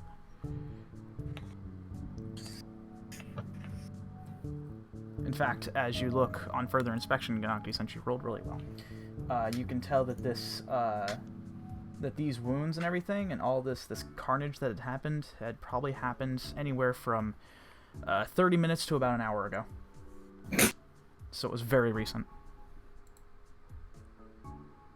Boy, mate, what did this to you? What pounded you in? He kind of looks over to you. Panic sort of sets on his face. Oh, it's too painful to remember. I can't. They came out of nowhere. Took everything, including the horses. Oh. Not the horses. Well, right, listen, mate. We can help you. Like, we've got friends nearby. We just need to make sure that the area is safe, that there's no, like, oh my god, there's a horde of lions gonna eat your friends when they try and help this dude smelling like blood. What did this to you? Roll persuasion. He seems to be very traumatized at the moment. You said persuasion? Yes. Ooh, 19. Ooh, very good.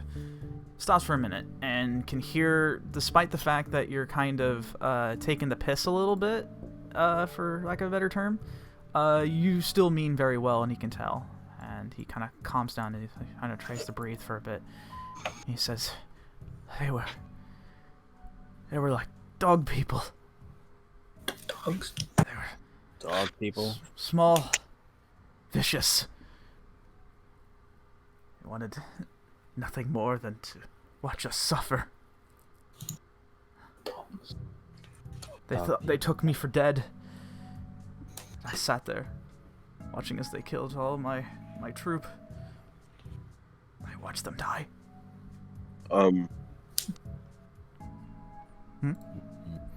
Dog people. Where have I heard this? Something like that. Aren't those called, what are they, gnolls? Oh. You can roll history if you want. Yeah. Sure. Go on ahead. Dogs. Dog.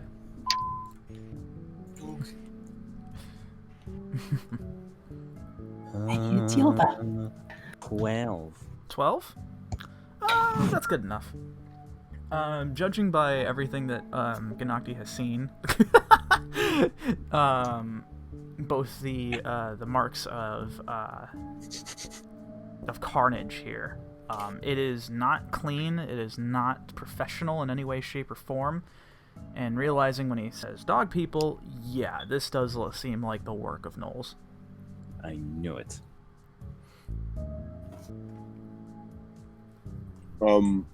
Just a quick glance over. I'm no doctor of any sort, but will this dude make it if we help him?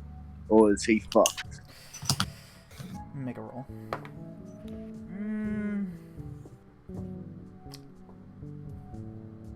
Go ahead and, just for the hell of it, roll medicine. See if what you get.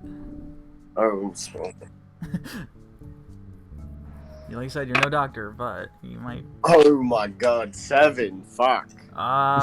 You surmise that this man does not have much longer left to live. He is going to bleed out, and there's just no way to. You don't have the abilities to seal up any of the wounds. You can see consciousness kind of fading from this man. Well,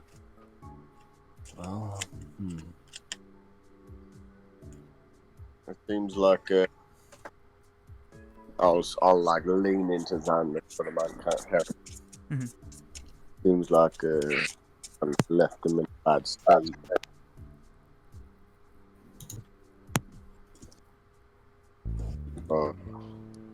Put him out of pain. That's alright with. You're cutting out. You're cutting out what now? Oh, sorry. I'll put him out of his pain if that's alright with you. well, my divination says otherwise, but I got nothing either. Sorry. Hmm.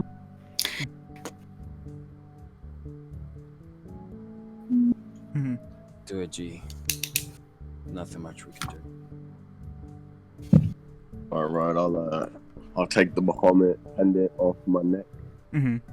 I'll put it up to his forehead and I'll close both of his eyes and I'll cast Toad the Dead on him just to put him out of his misery. Alright, yeah, you do so, and he goes quite quietly, actually. And you hear right before as he passes on, you hear him in his last dying breath, he says, "They come for Waterdeep." And then he passes on. Wow. And that is the last thing he says before he passes on. There is no one left alive here, except for the three of you. He said, they come for Waterdeep? That's what you heard. You catch that? Yeah. Like even yeah. Does this mean? Whoa, does this mean that there's like something coming for Waterdeep, and we're about to fucking meet the disaster there? Well, seeing how recent this looks, I wouldn't doubt it. The tracks around leading, never eat soggy waffles, northwest towards Waterdeep. Go ahead and roll nature. See what you got. Never eat soggy waffles. Nature? Yes. Oh, 17, I'm smart. Yeah, you can see a couple of tracks as you see they look canine in nature. And they do seem to be going off in this direction, if you can see the arrow I'm showing. Sort of behind where the wreckage is, they head off that way. Alright, let's head back. Okay. Oh, whoa, wait. I didn't even check. Detect magic. Oops. Detect magic? Yeah. Okay. Maybe go roll. Okay. Casting Detect Magic, you don't sense anything aside from Xander and Faith, and that's it.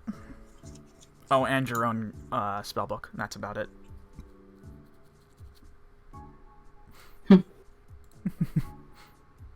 Doesn't seem to be anything here. Whatever that might have been magical had already left.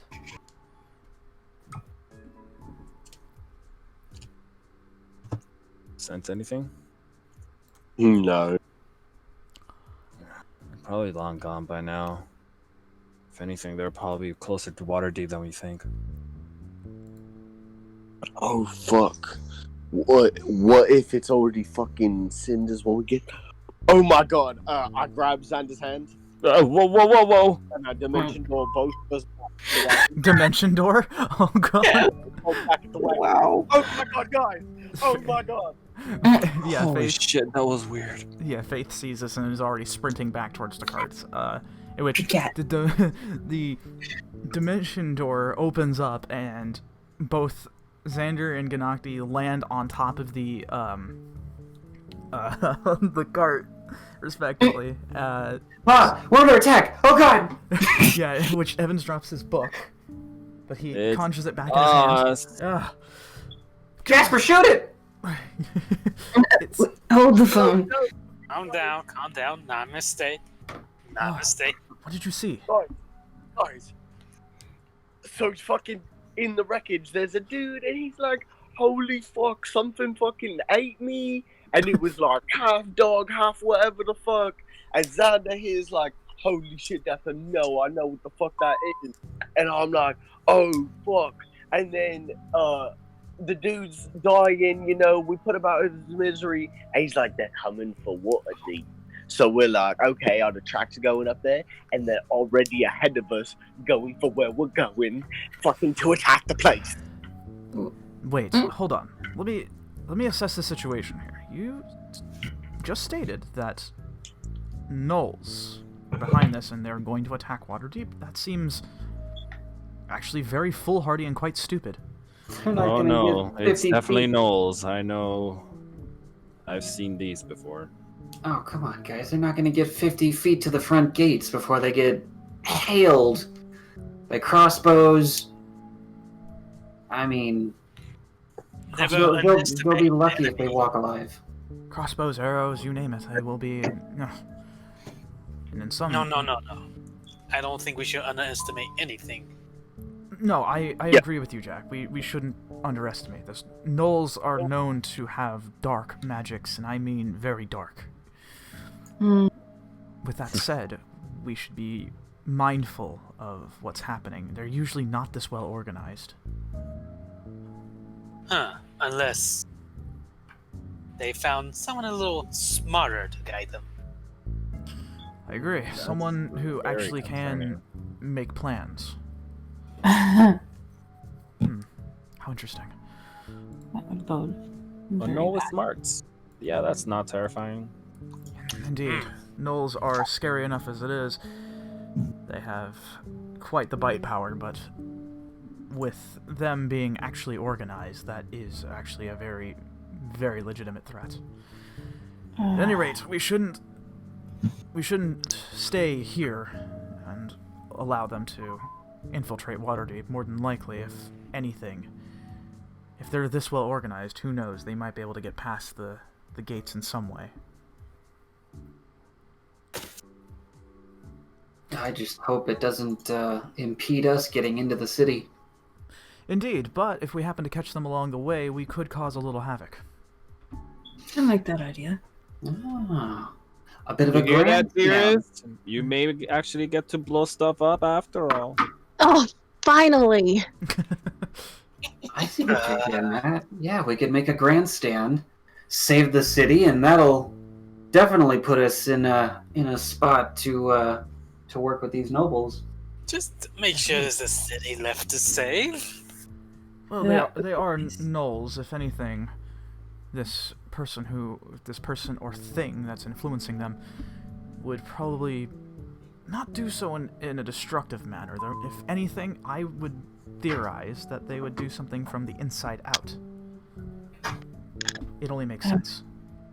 That's just even more concerning. As Tulia said, they wouldn't be able to get at least 50 to 100 feet away from Waterdeep's walls in the first place. They would not make it. Anyways, we can theorize this aside for now. We should head for Daggerford, resupply there, and head our way to Waterdeep post-haste. Yeah. Okay, so you guys get back into your sitting positions and you head in. Take some time, for the sake of brevity, that you managed to reach Daggerford. So let me just grab the thing here. Whoa, that's a square. I don't need a square. The wheels on the carriage go round and round. Apparently, we're going square. You make it yourself down the river. Round and round. We'll be Round. there, and we will be square. Oh my And lord. now you will find yourselves in Daggerford. Reaching the eastern gate, as you come across, it's sort of a little later in the afternoon, probably around 5 p.m. In which as you're coming in the gates, you see a couple of other carts coming by, many other merchants and such kind of populating the street, and you see what looks like to be sort of like a market of sorts. Many of those kind of peddling their wares, but you're kind of passing by without really giving much of a glance to everyone. Making it in towards the center of the city seems to be quite busy. Kind of you hear a bit of the hustle and bustle of the taverns nearby. A couple of the other people just talking with one another. But you're now in Daggerford, in a actual safe space, so what would you like to do? While we're in the bazaar and there's like a whole bunch of people everywhere, Mm-hmm. I'll wait until Moles is like exceptionally close passing by someone, Okay. and I'll mage hand like their wallet from their pocket to his. Oh, Lord.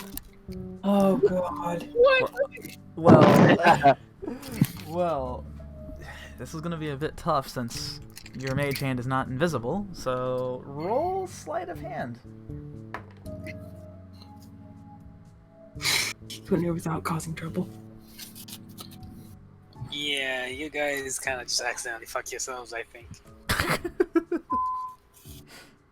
Oh, Just a minus 16. 16? Let me make a roll. Okay. You do so, and you're able to take as you're kind of passing by, you kind of just look straight ahead, but you kind of glance over, side-eye a little bit, and cast Mage Hand and grab some poor sod's coin purse. And it feels a little heavy. It's almost just about as much as your mage hand can carry. But you manage to take it, and you just whoop, put it right behind where Morris is at, sitting right next to him. And it seems as if this person is none the wiser, as they cannot see anything that's happening. So I'll just leave it on his. I'll just leave it on his belt and not say nothing. Yeah, you just leave it there. So. Okay, so you guys are now stopped at Daggerford in a what looks like to be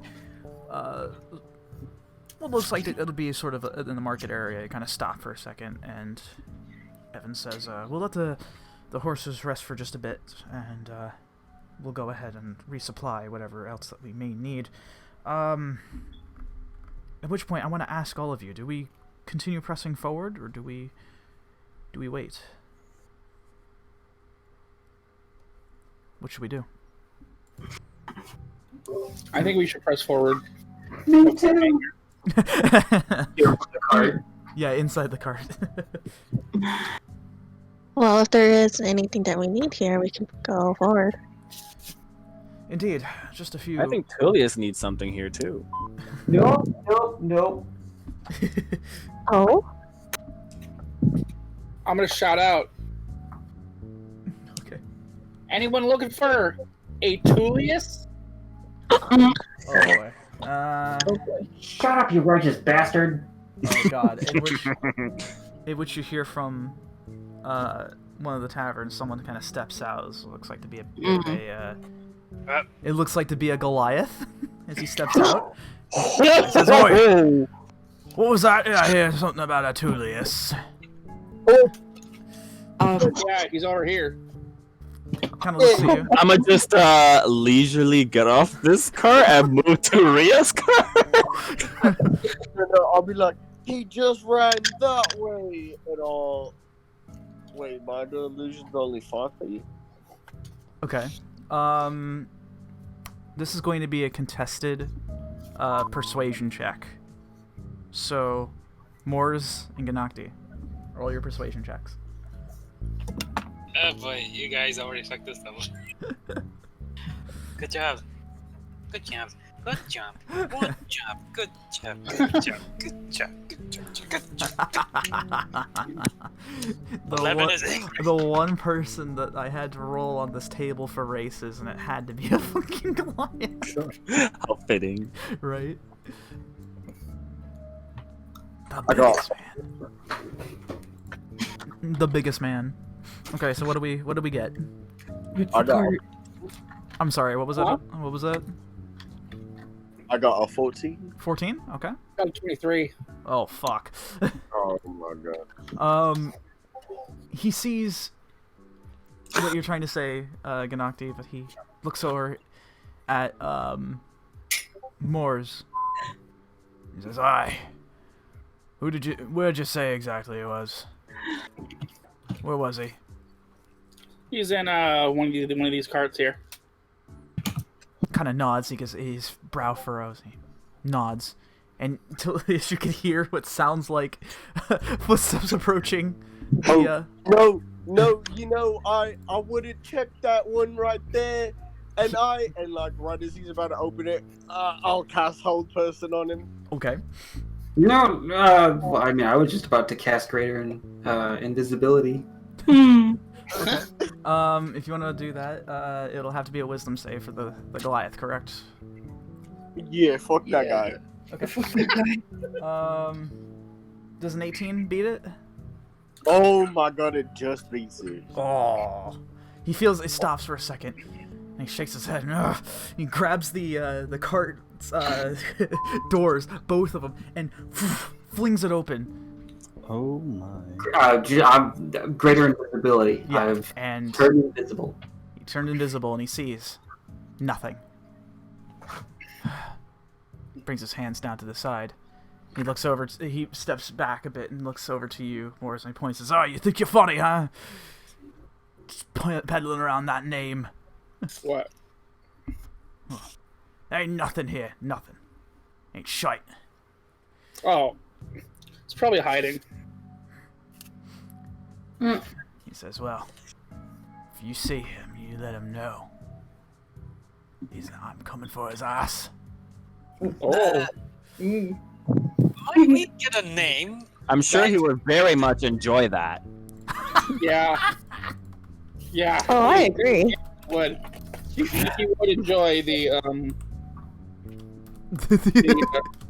pleasure of meeting you and then you going after his ass. Pardon me, sir, but if we do come to this Tullius figure, of whom should we tell who's looking for him? He looks over to you. He says, you let him know that Korad, True God, says bring in his money. If he doesn't, I'll bash his head in. And he turns around and he begins moving off. Evans looks over. He says, well, that could have gone very well, but it didn't. That's a shame. But it could have been worse, I suppose. Goliath, of all the people he had to make enemies with. Yes, I agree. Tullius, whoever you may be. You are all assholes. See, I was going to try to help you redeem yourself. Yeah, by letting him cave in my skull? Didn't you say you were just gonna pay him anyway? Yeah. I thought you... So I assumed you had the cash on you, you know? How much do you Look, I want to do it in a civilized manner. I'm not gonna just waltz into town and announce my presence. Gads. Civilized with that guy? Okay. It looks like he was going to have his way with you no matter what. Which is why I wanted to very discreetly try and pay off my debt. Well, you probably better off not doing that. I'm going to go head up into the market for now and gather what we need, just some rations and such for now. Anyone who is welcome to come with? I'm gonna go into one of these taverns. Okay. Right quick. See if anyone knows about these null thingies. Okay, sure. Anybody else who wants to do something? Yeah, can I look for a shop that's got like magic items, maybe potions, maybe anything of like magical import? Okay. Go ahead and roll investigation to find that. I will say, just as general knowledge here, Gnocchi, it would be a little tough possibly to find that here, mostly because this is a farming kind of city. But you might get lucky. There might be something. How about I search for rations for the trip? Let me send a pic. Wait, hold on. What was that, Gnocchi? It's rations for the trip. Yeah, you would be going with Evans then. All right.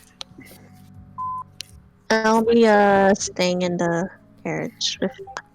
Okay. Yeah. So with that, Jasper allows you to have faith with you. Yes, of course. Oh my God, Bilge. Oh my God. Dude. Okay. The dice says what the dice says. Oh my God. We'll get to you in just a minute. So, Moors, you head into one of the taverns. You get to see what looks like to be the one where that angry Goliath came from. Seems to be a tavern you can see on the signage called the Three Boars. Entering in, it seems to be a bit of your standard fare of tavern. Not a whole lot happening, just a couple of guys. You see the Goliath in the back corner with a couple of other guys just sort of drinking away. A couple others just sort of minding their own business. Seemed like a couple of the guards on break and such like that. What would you like to do? I'm gonna go walk up to the bartender. Are there any stools around to sit on? Yeah, there Right in seems front to of be. me? Yeah. Yeah, I'm gonna take a seat And I'm gonna pull two gold pieces out of my little pouch. Okay. I'm gonna put it on the table, and I'm gonna just put my hand over him.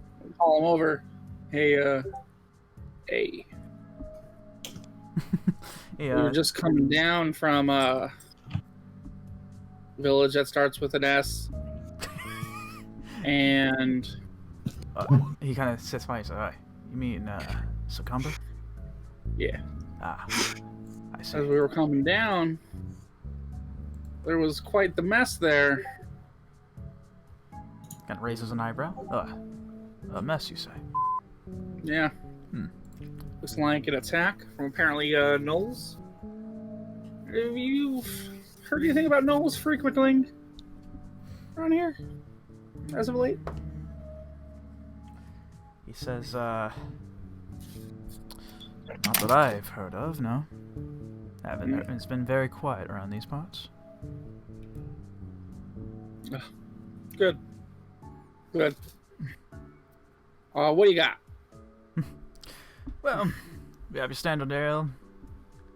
Got your little bit of the stronger stuff if you're willing. What are you in the mood for? Got water? Milk? He raises an eyebrow. Well, yes, of course. Take a glass of water. Of course. Of course. And as he's doing that, I put my fucking 2 points back in my pocket. Fuck. Okay. Yeah, he steps back in the towards the a little bit more towards the back of the counter, and he brings you a mug of water.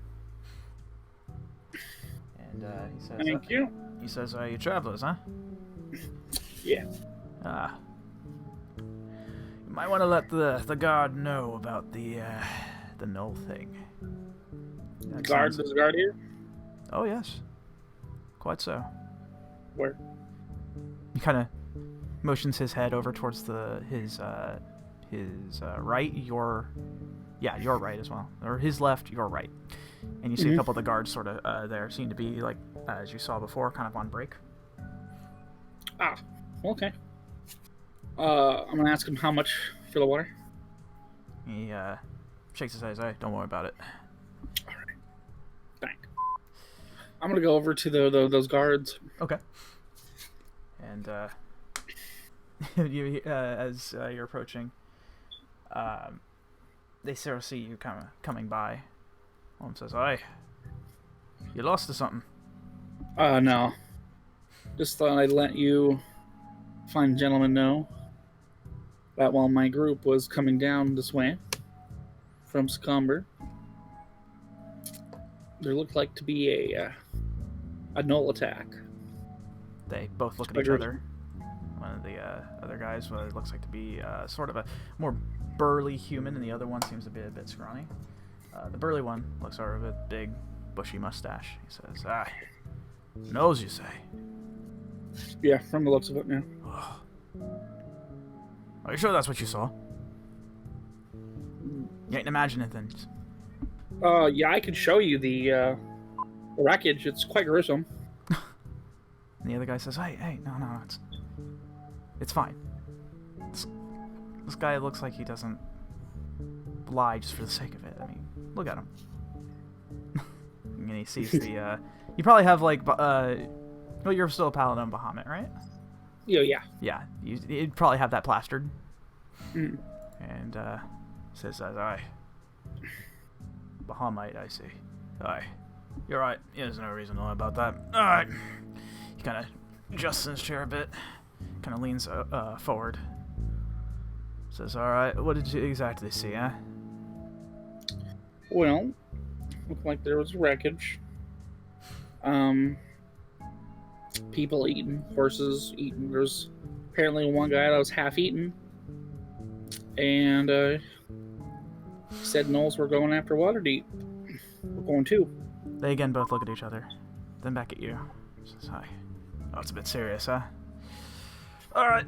Well, I'll go ahead and give this off to the commander and see what he has to say. For now, thanks for the tip. And you stay safe out there. You hear?" Yeah, you too. I'm gonna try. I've got fucking gnolls to worry about.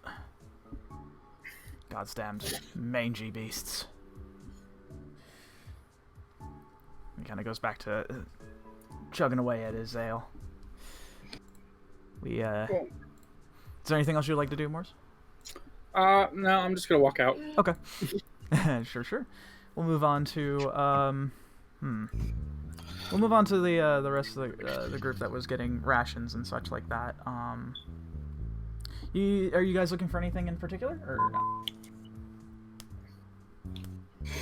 That would be Jack and Jasper joining in. If anyone else is doing that as well. Am I missing anybody? I think that was everyone. Okay. That's probably everyone. All right. Is there anything that you guys are looking for in particular when it comes to rations, or just standard fare? Jack just searched for bento for his comrades. As great as that, as great as that sounds for everyone involved, Jack, you definitely have a feeling they probably wouldn't have anything like that. But you could try to cobble something together. Ooh, do they have rice still? Probably, yeah. Then we shall get rice. Okay. You can get like like how much are you looking to get? You think enough to feed them? Okay. I'll say for the trip maybe maybe a 10-pound bag, maybe. 10-pound bag. Yeah, that sounds fair. Okay. Give them 10 bags around the rice.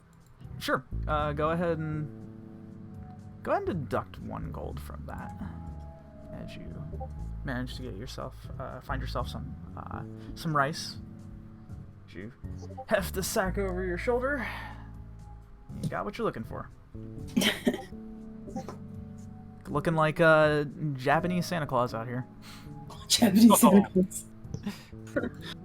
Wow. Ho ho ho! Merry Christmas, comrades. Okay. Anything? Friends, good news. I have brought some rations for the trip. In the bag. Rice. So Evans looks and says, "Oh, well, that's actually not a bad idea. It's easy to prepare." As the old saying goes, an army marches on the stomach. Why would no army? We still have a stomach. Indeed. I like that philosophy. Indeed, that is a very good point. Well, here I was about to get us some dried meats and such. Ooh. That still sounds good. Well, then that's what I will get for us then. At which point, he'll go ahead and grab at least enough rations for everybody, so about 7 worth. Anything you want to get, Jasper, or are you good? I'm good. Okay. Yeah, good. Yeah, you're able to stick around with the group. You guys are kind of hanging about. We'll move on to 𝘵𝘮𝑒, as you had rolled that delicious nat 20 to find a magic shop. Looking about as you're kind of investigating, you're kind of not sure if you'd be able to find anything like this, but you happen to find like a little back alley in which there does seem to be this out-of-the-way sort of magic shop. Very much so out of the way. Definitely out of most eyes. Most of their view. Disguise self as a random human. Okay. Sure. You go ahead and cast Disguise Self as you begin to walk inward as just a normal human.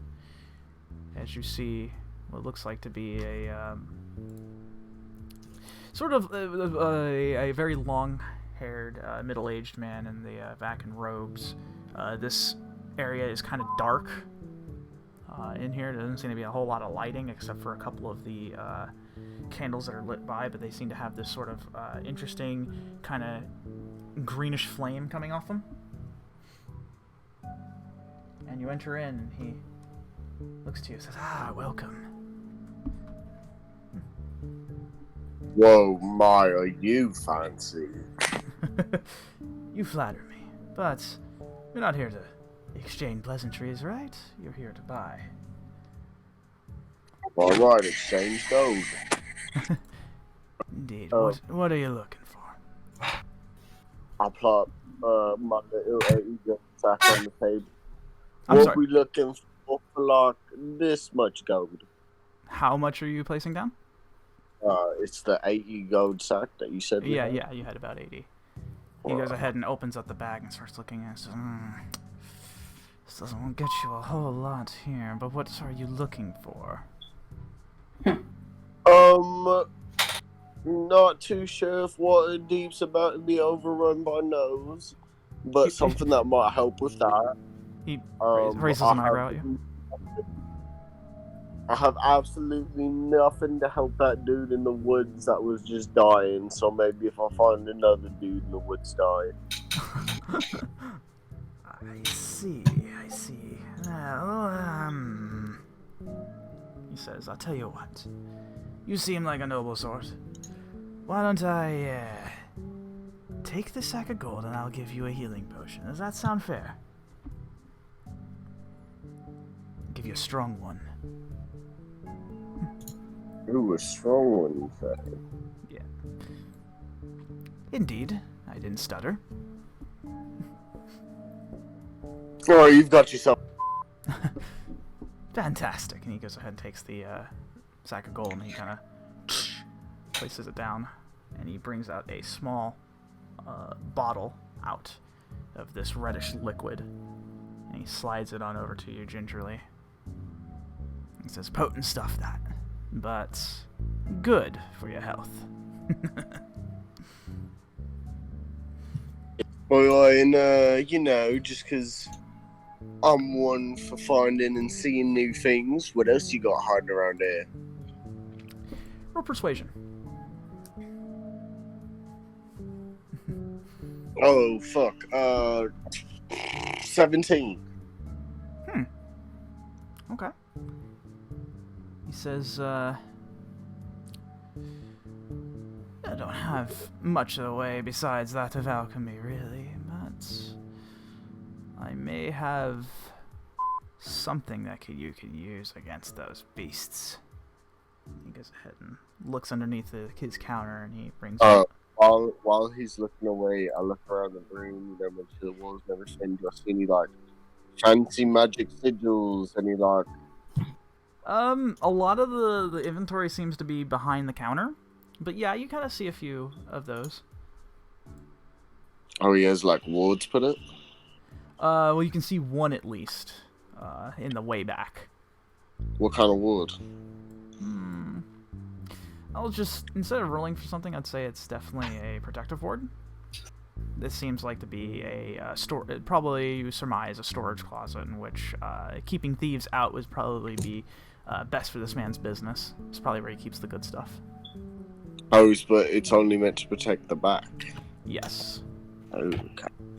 Yep. Everything else here seems to be sort of put on display, but still has value to it. Wow.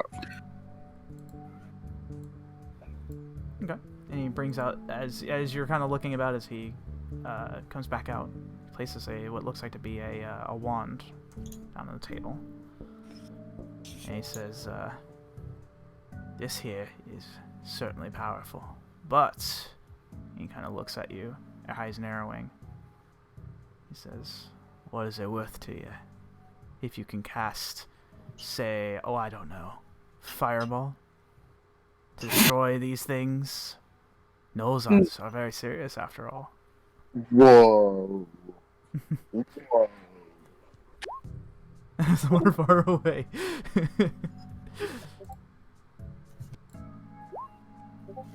Oh no.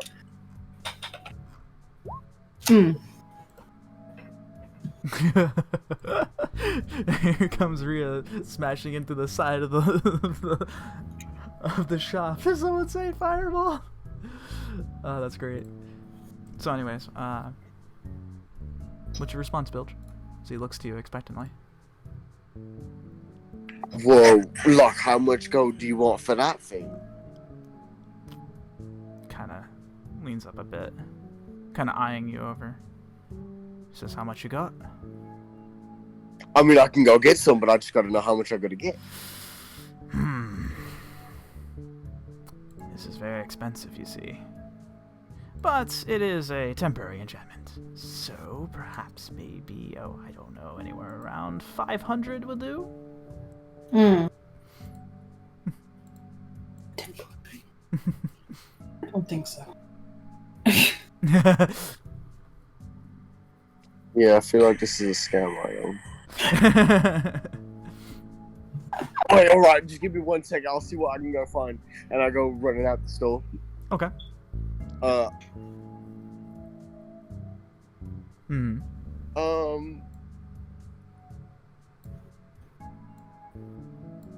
Yeah, fuck it. Just because I think that dude was trying to scam me when I'm around the corner. Uh-huh. I'll cast greater invisibility right on myself, make sure nobody's looking. Okay.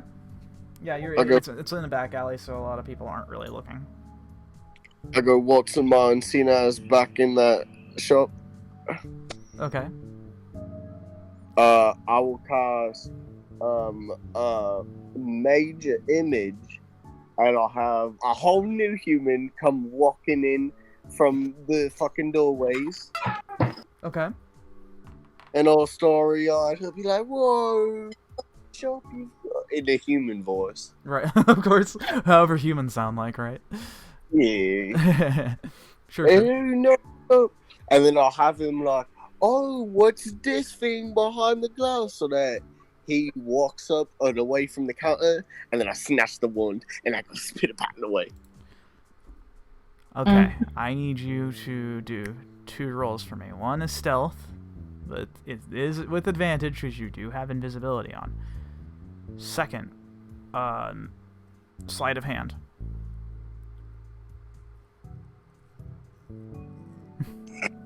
This is pretty good. This is pretty strong. All right.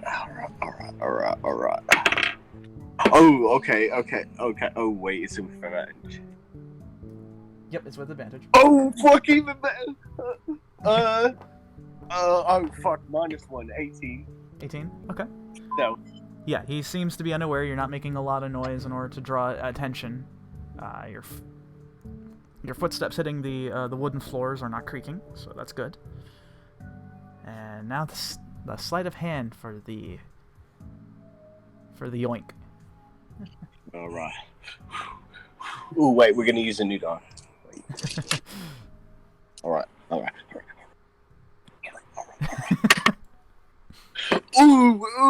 Ooh. 15. Let me make a roll. Okay.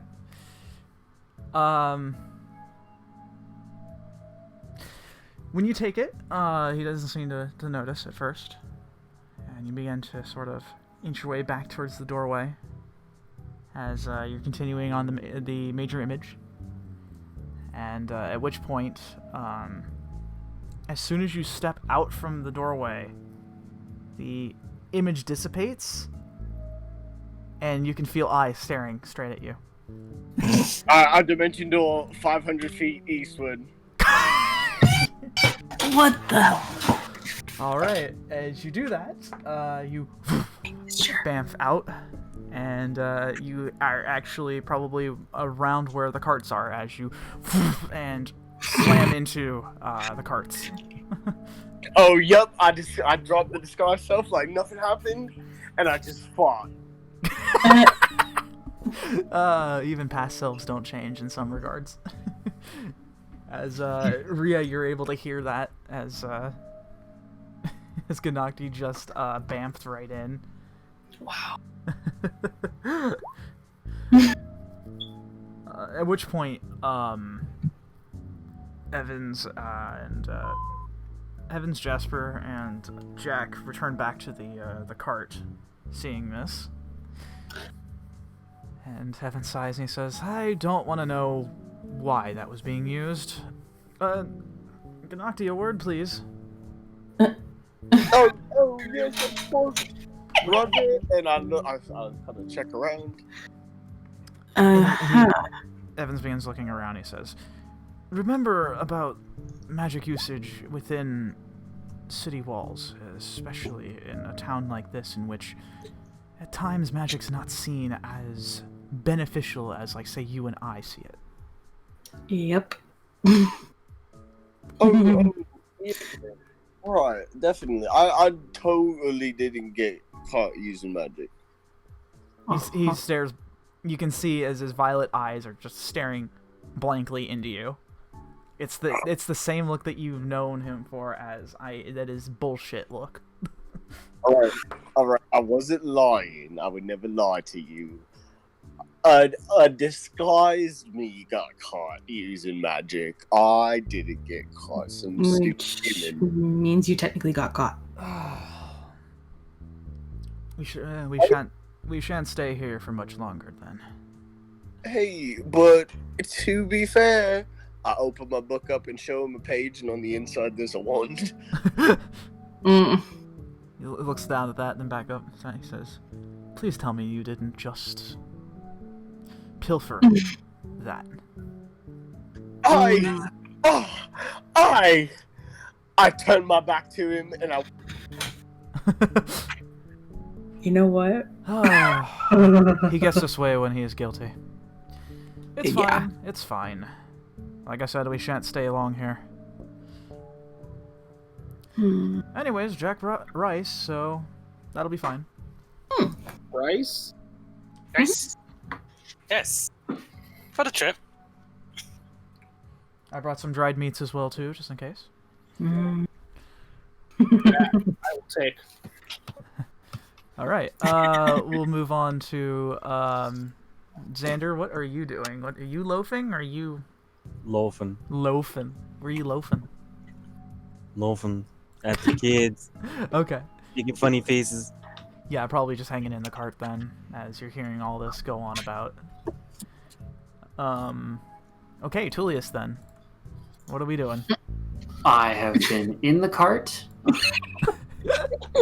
minding my own business, and more than curiously, just kind of watching the kids.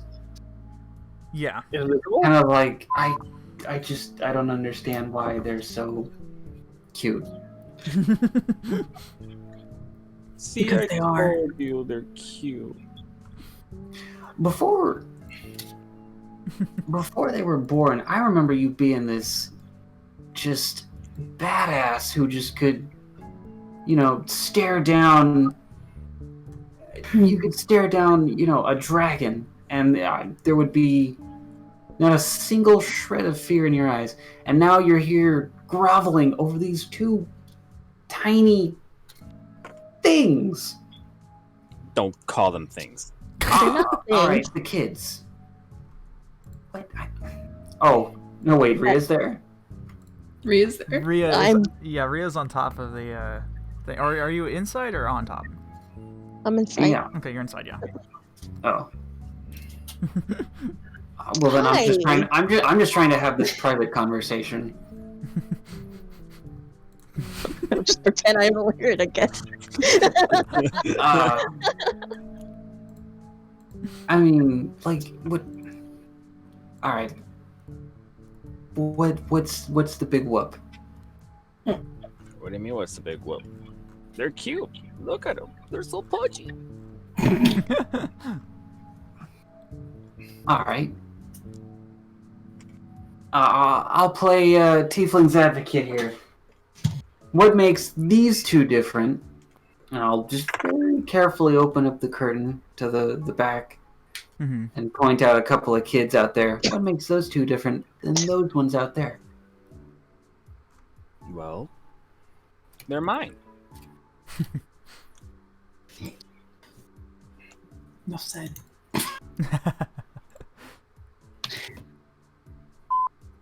I give up. I don't understand.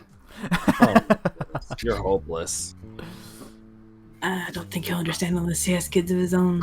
Didn't your mother like you or say anything? Dude, my mom left me in a back alley. And...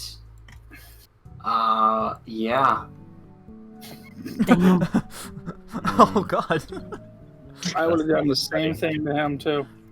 Hey! You and I, you see these things? And I'm just like, horns. You see these? Yeah. Yeah, same as these ones. Yeah. Same as those. Yeah. Your point. Huh? You see this? And I just like, kind of like helicopter my own tail. Eh? Eh? That. You have something to tell me? I think what he's trying to say is that you're both unfabulous. I mean, those two lovely ladies back in Secumber would have differing opinions. I'm pretty sure you seduced them. Really I well. don't know. Let me go ask that big guy about his opinion. Oh, yeah, I could go get him again. No, Cora had. Listen, you don't want to piss him off, and you guys have already. You're on his shit list as it is. If you press it any further, I cannot vouch for anybody's safety. Oh, I'll kick his ass. Kick his mother's ass. I'll kick his dog's ass. How do you even know he has a dog? I don't. But if he does, I'll kick its ass. Why would you do that? So what I'm hearing, is, and I just hold up my sword, stabby? Not in town. What do you see in her? The world. God, she's psycho. Love Hey! can be strange, Tullius. Love can be strange. Well, you know, Listen, I shouldn't know love. I've had my fair share of love. I'm sure. I'm sure you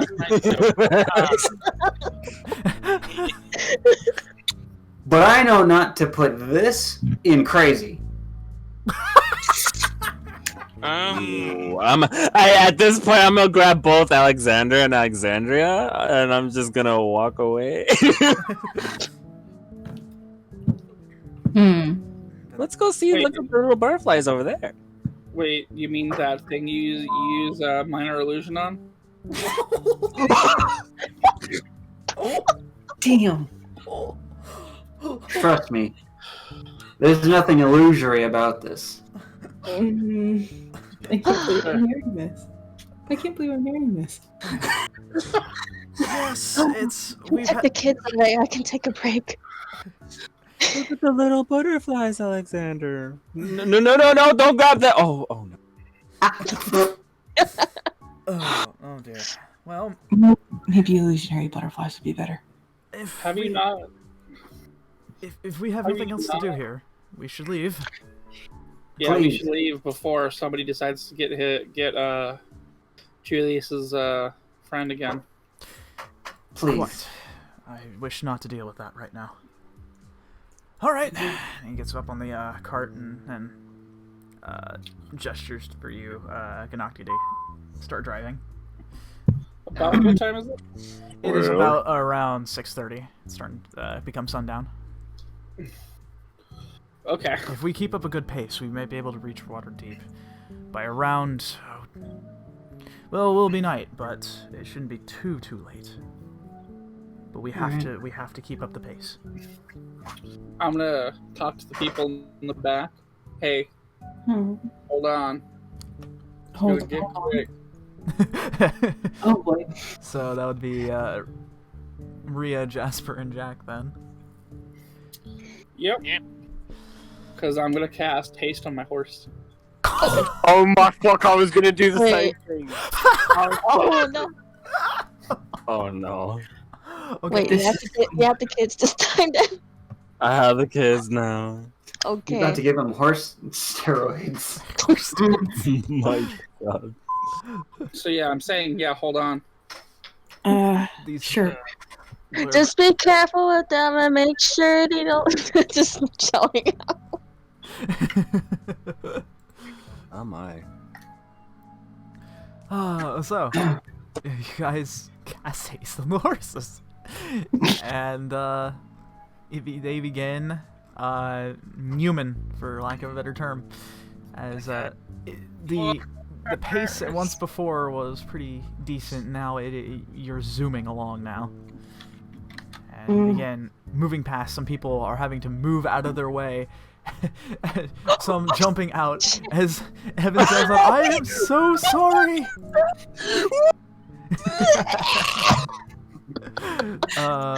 Not that. I'm good. Just got some star power. At which point, so some people are having to move out of their way. Evans is yelling out as you guys are almost running people over. "I am so sorry! It's the horses!" As easy on the goods, man. Me and the kids is just having a blast. Exactly, they're having a grand time right now. Aww. So you guys. So this is being destroyed. Evan's scared. Let me make some rolls here as you guys begin to make your way out of Daggerford. Moving yourselves along up around here, as it's mostly an uneventful trip. However, once you guys start to cross over one of the rivers leading out to the ocean, oh my, okay. A whole dragon. That's right. A whole dragon comes by and is like, "Sup, bruh? No. I'm gonna fucking eat your horses." No. So what happens is that you guys are kind of moving about as the horses are definitely much faster than any other horse you guys have ever been on. Carts moving back and forth, kind of jumbling around everywhere. Definitely making some great time, however. I want anyone who is on top of the cart or who is driving to roll a perception check. Alrighty. Or anyone holding on for the Anyone who's on the inside will not be able to see what's about to happen. Oh, okay. That's pretty good. 13. 17. 13 and 17? Okay. Yeah. Evans is going to roll as well, too. Okay, that's really good, actually. Anybody else who's out on the top of the carts? It's only Faith out there. Faith? Yeah. Okay. I'm inside. You're inside? Okay. Alright, so it'll just be these three. You two happen to kind of are looking about, minding your own business, until something, you see a glint off to the right, and let me see.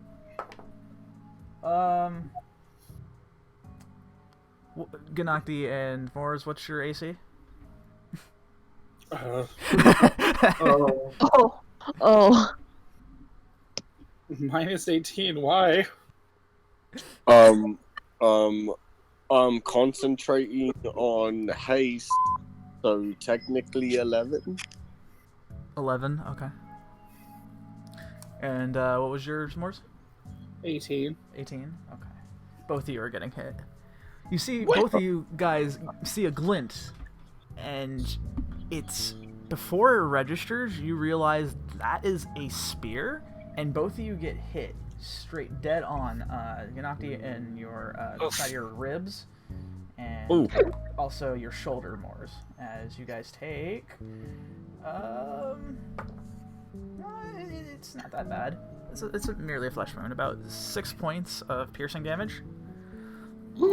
And I need both of you to roll me dexterity saving throws to make sure that the carts do not do not topple over from the that and freak the horses out. I guess good thing Jack stay inside the cart. I am fabulous.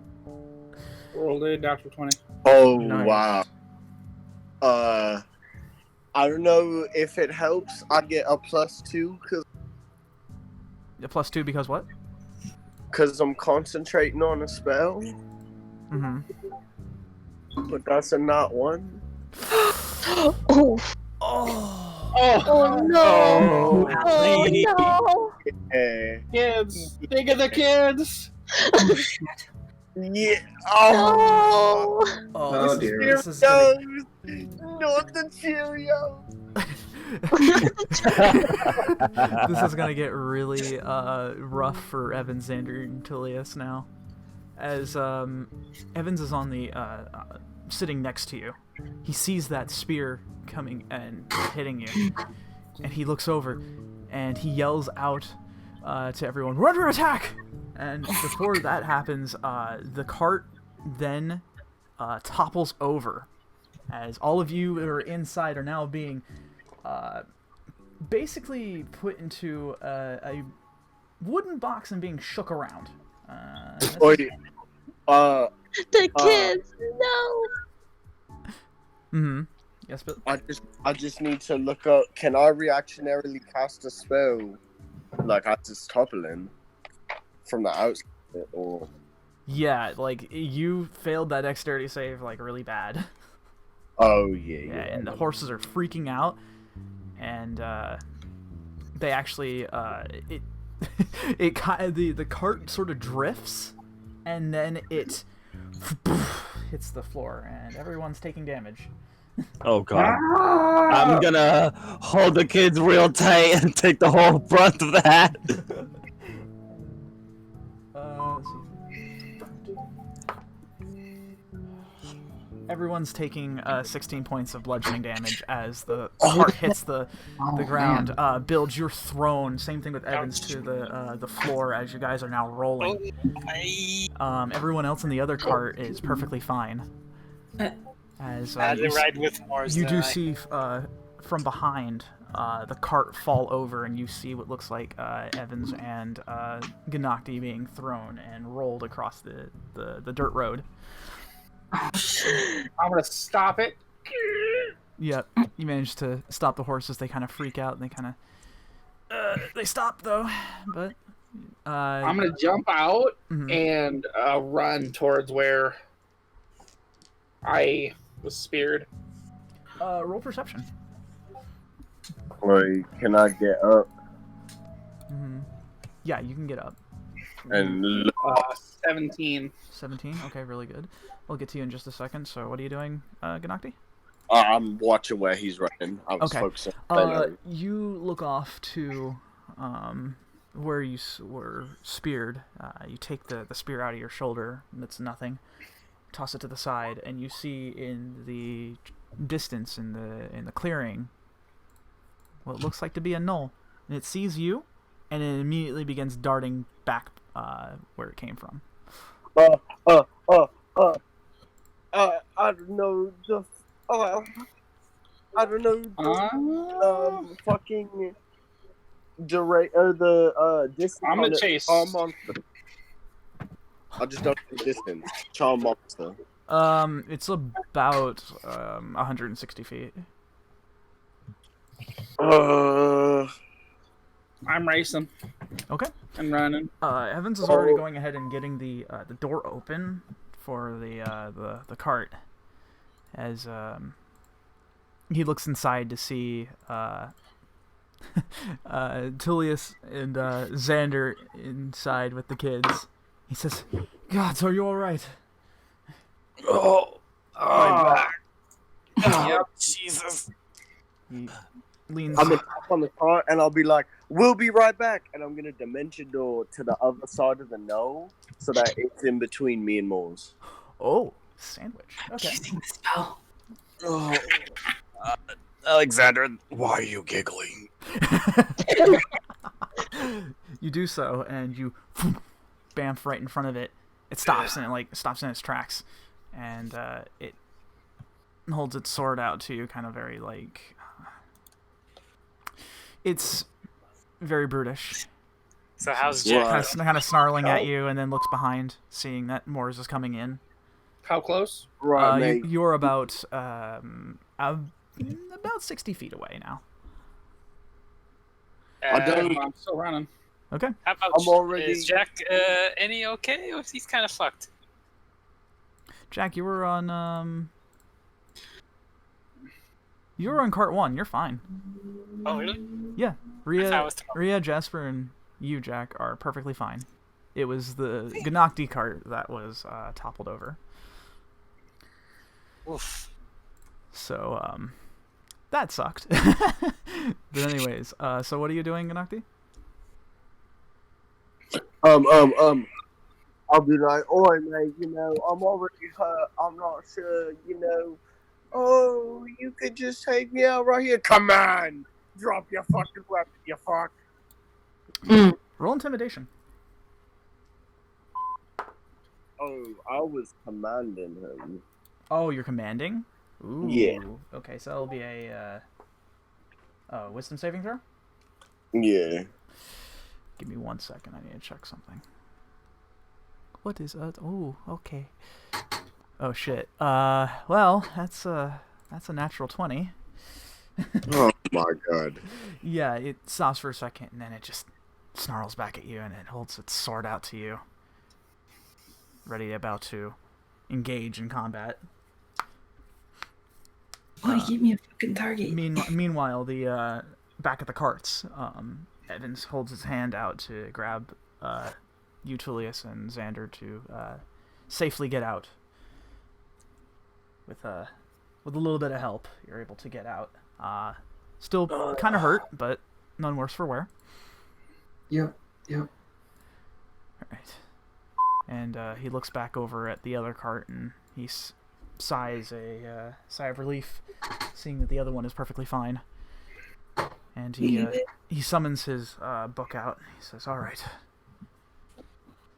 I believe that 𝘵𝘪𝘳 and Morse had found the culprit. Let's go ahead and take care of it." Excellent. Yeah. You guys go. Get those kids out of here. Indeed, they can't be in danger. All right. I will go ahead and we're gonna end here in a minute, but I need to grab everyone's thingamajig. As you guys are kind of both, I say guys, you, Moors and 𝘵𝘪𝘳 have this gnoll sort of trapped.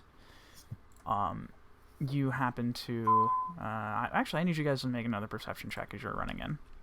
Oh.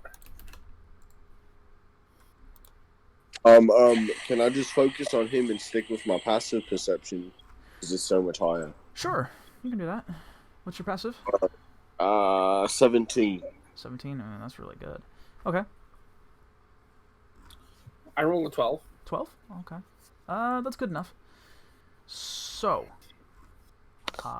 with that said, oh god, where'd it go? Well, don't tell me I deleted it. No, I probably did. Okay. It's gonna be a bit weird, but I'm gonna be using Morse's old picture for this. Anyways. So, you guys are currently... Wait, you mean the Dark Souls thing? No, I was looking for that one, but now I can't find it. You guys are seeing this. 𝘵𝘪𝘳, you happen to feel as if you have eyes watching you. And you see your companion running towards where the gnoll is sandwiched that you have currently in front of you. You look back real quick and you see what looks like to be a bunch of eyes staring at you. And let me move to this. Oh, what? Oh my god. As a bunch of the gnolls start to move out from the tree line. Uh-oh. And Oh, water my. gnolls. Water nose. My roll 20 resetted. Fuck.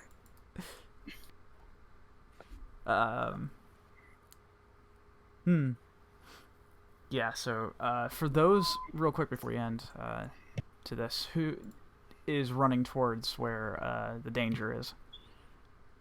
I'll probably get myself in there. Okay. I'm gonna follow for sure. Okay. Yes.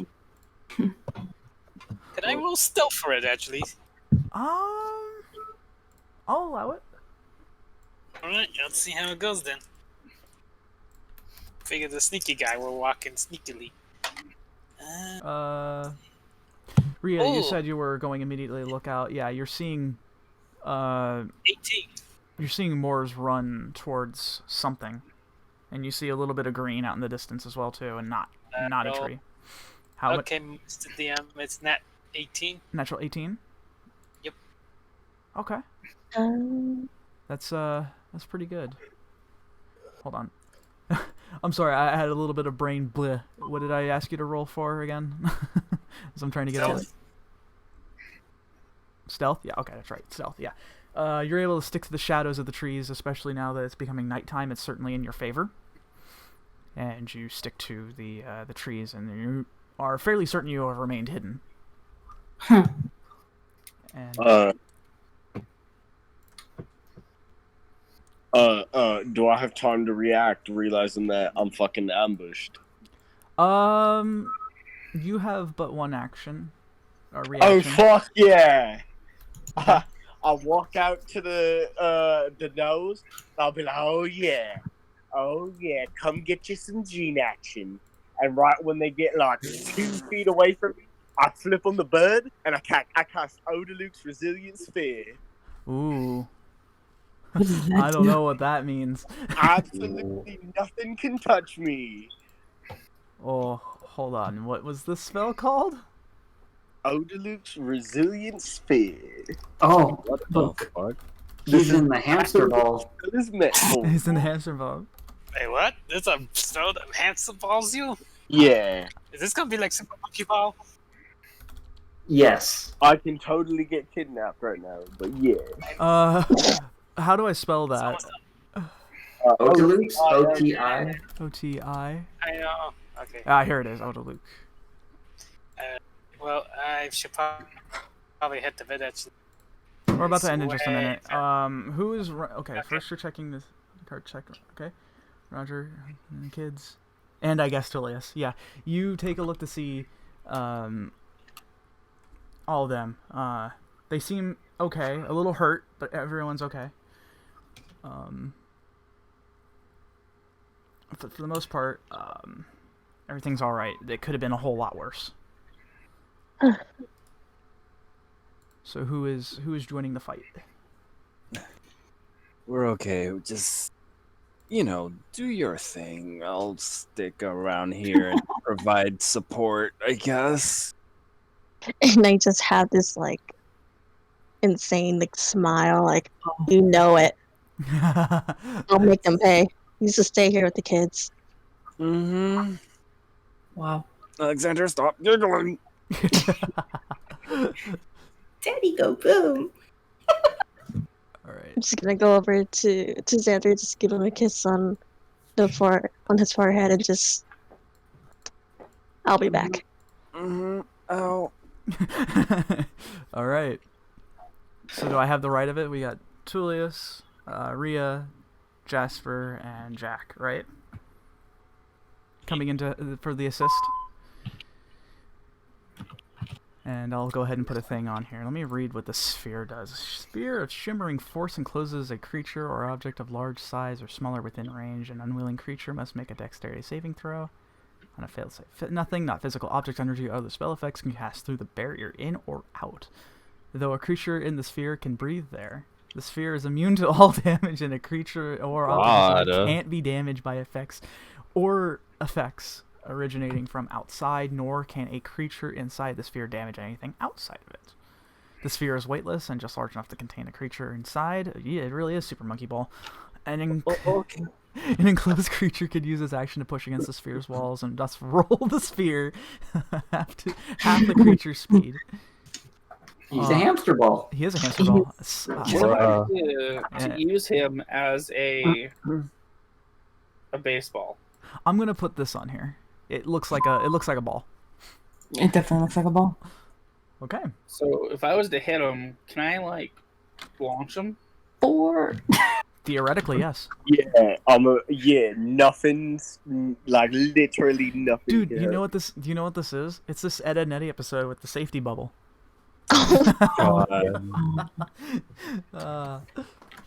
Funny too, that was popped by dogs. Anyhow, okay. You guys begin rushing in towards to help. Jasper, you want to roll stealth? Go ahead. Can you cast Flaming Sphere on them? Okay. We'll get to that when we get to the initiative, which will be for next session.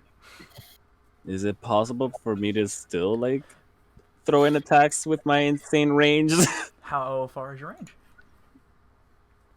120. Wait, how much? 120. That's still quite a bit ways away. They're about nearly 200 feet away. Never mind, I'm sticking here. Okay. Jeez, they hucked spears 200 feet away? No, there was one that was running away. One came out.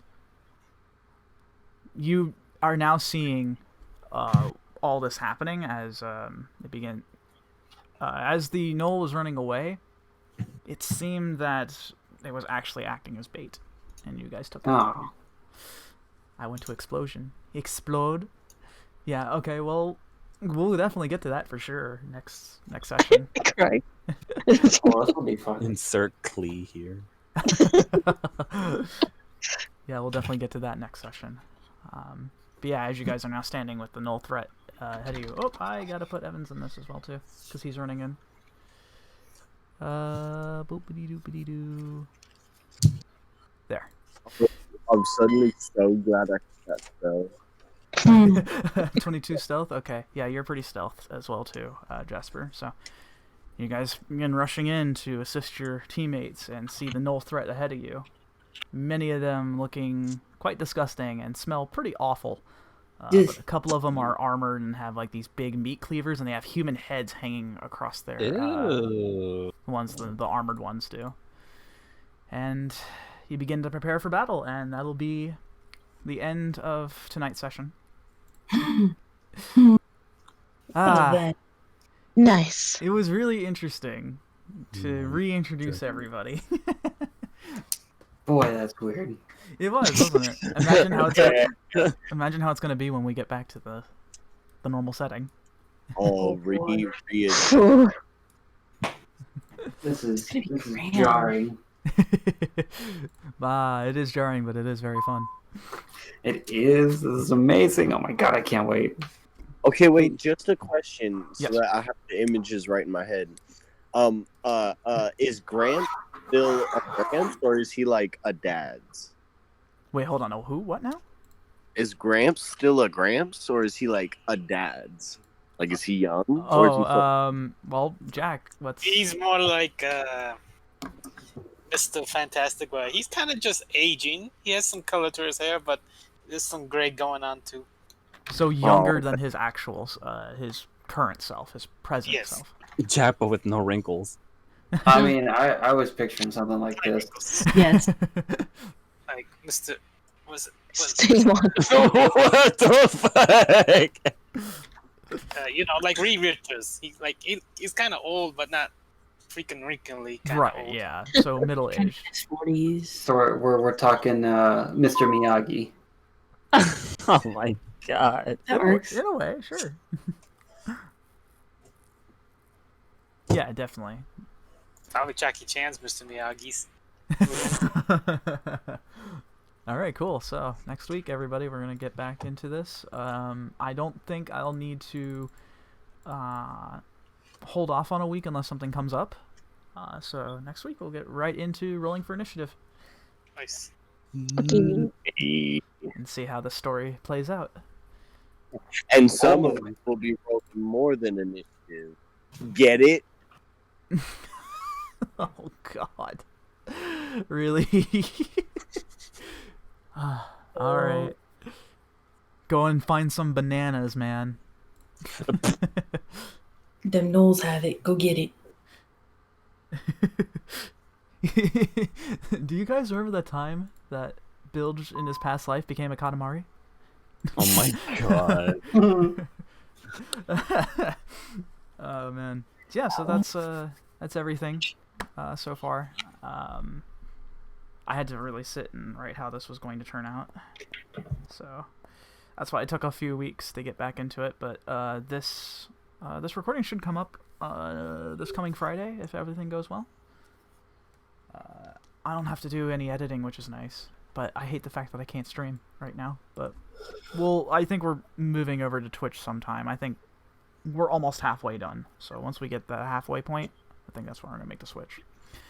All right. But yeah. But anyways, that aside, we'll see you next week, or if this is out and you're watching and the next episode is already there, we'll see you in just a little bit. Woo-hoo. Yeah. Time travelers. I know, right? All right. Good night. Have a good night, everybody. Good night.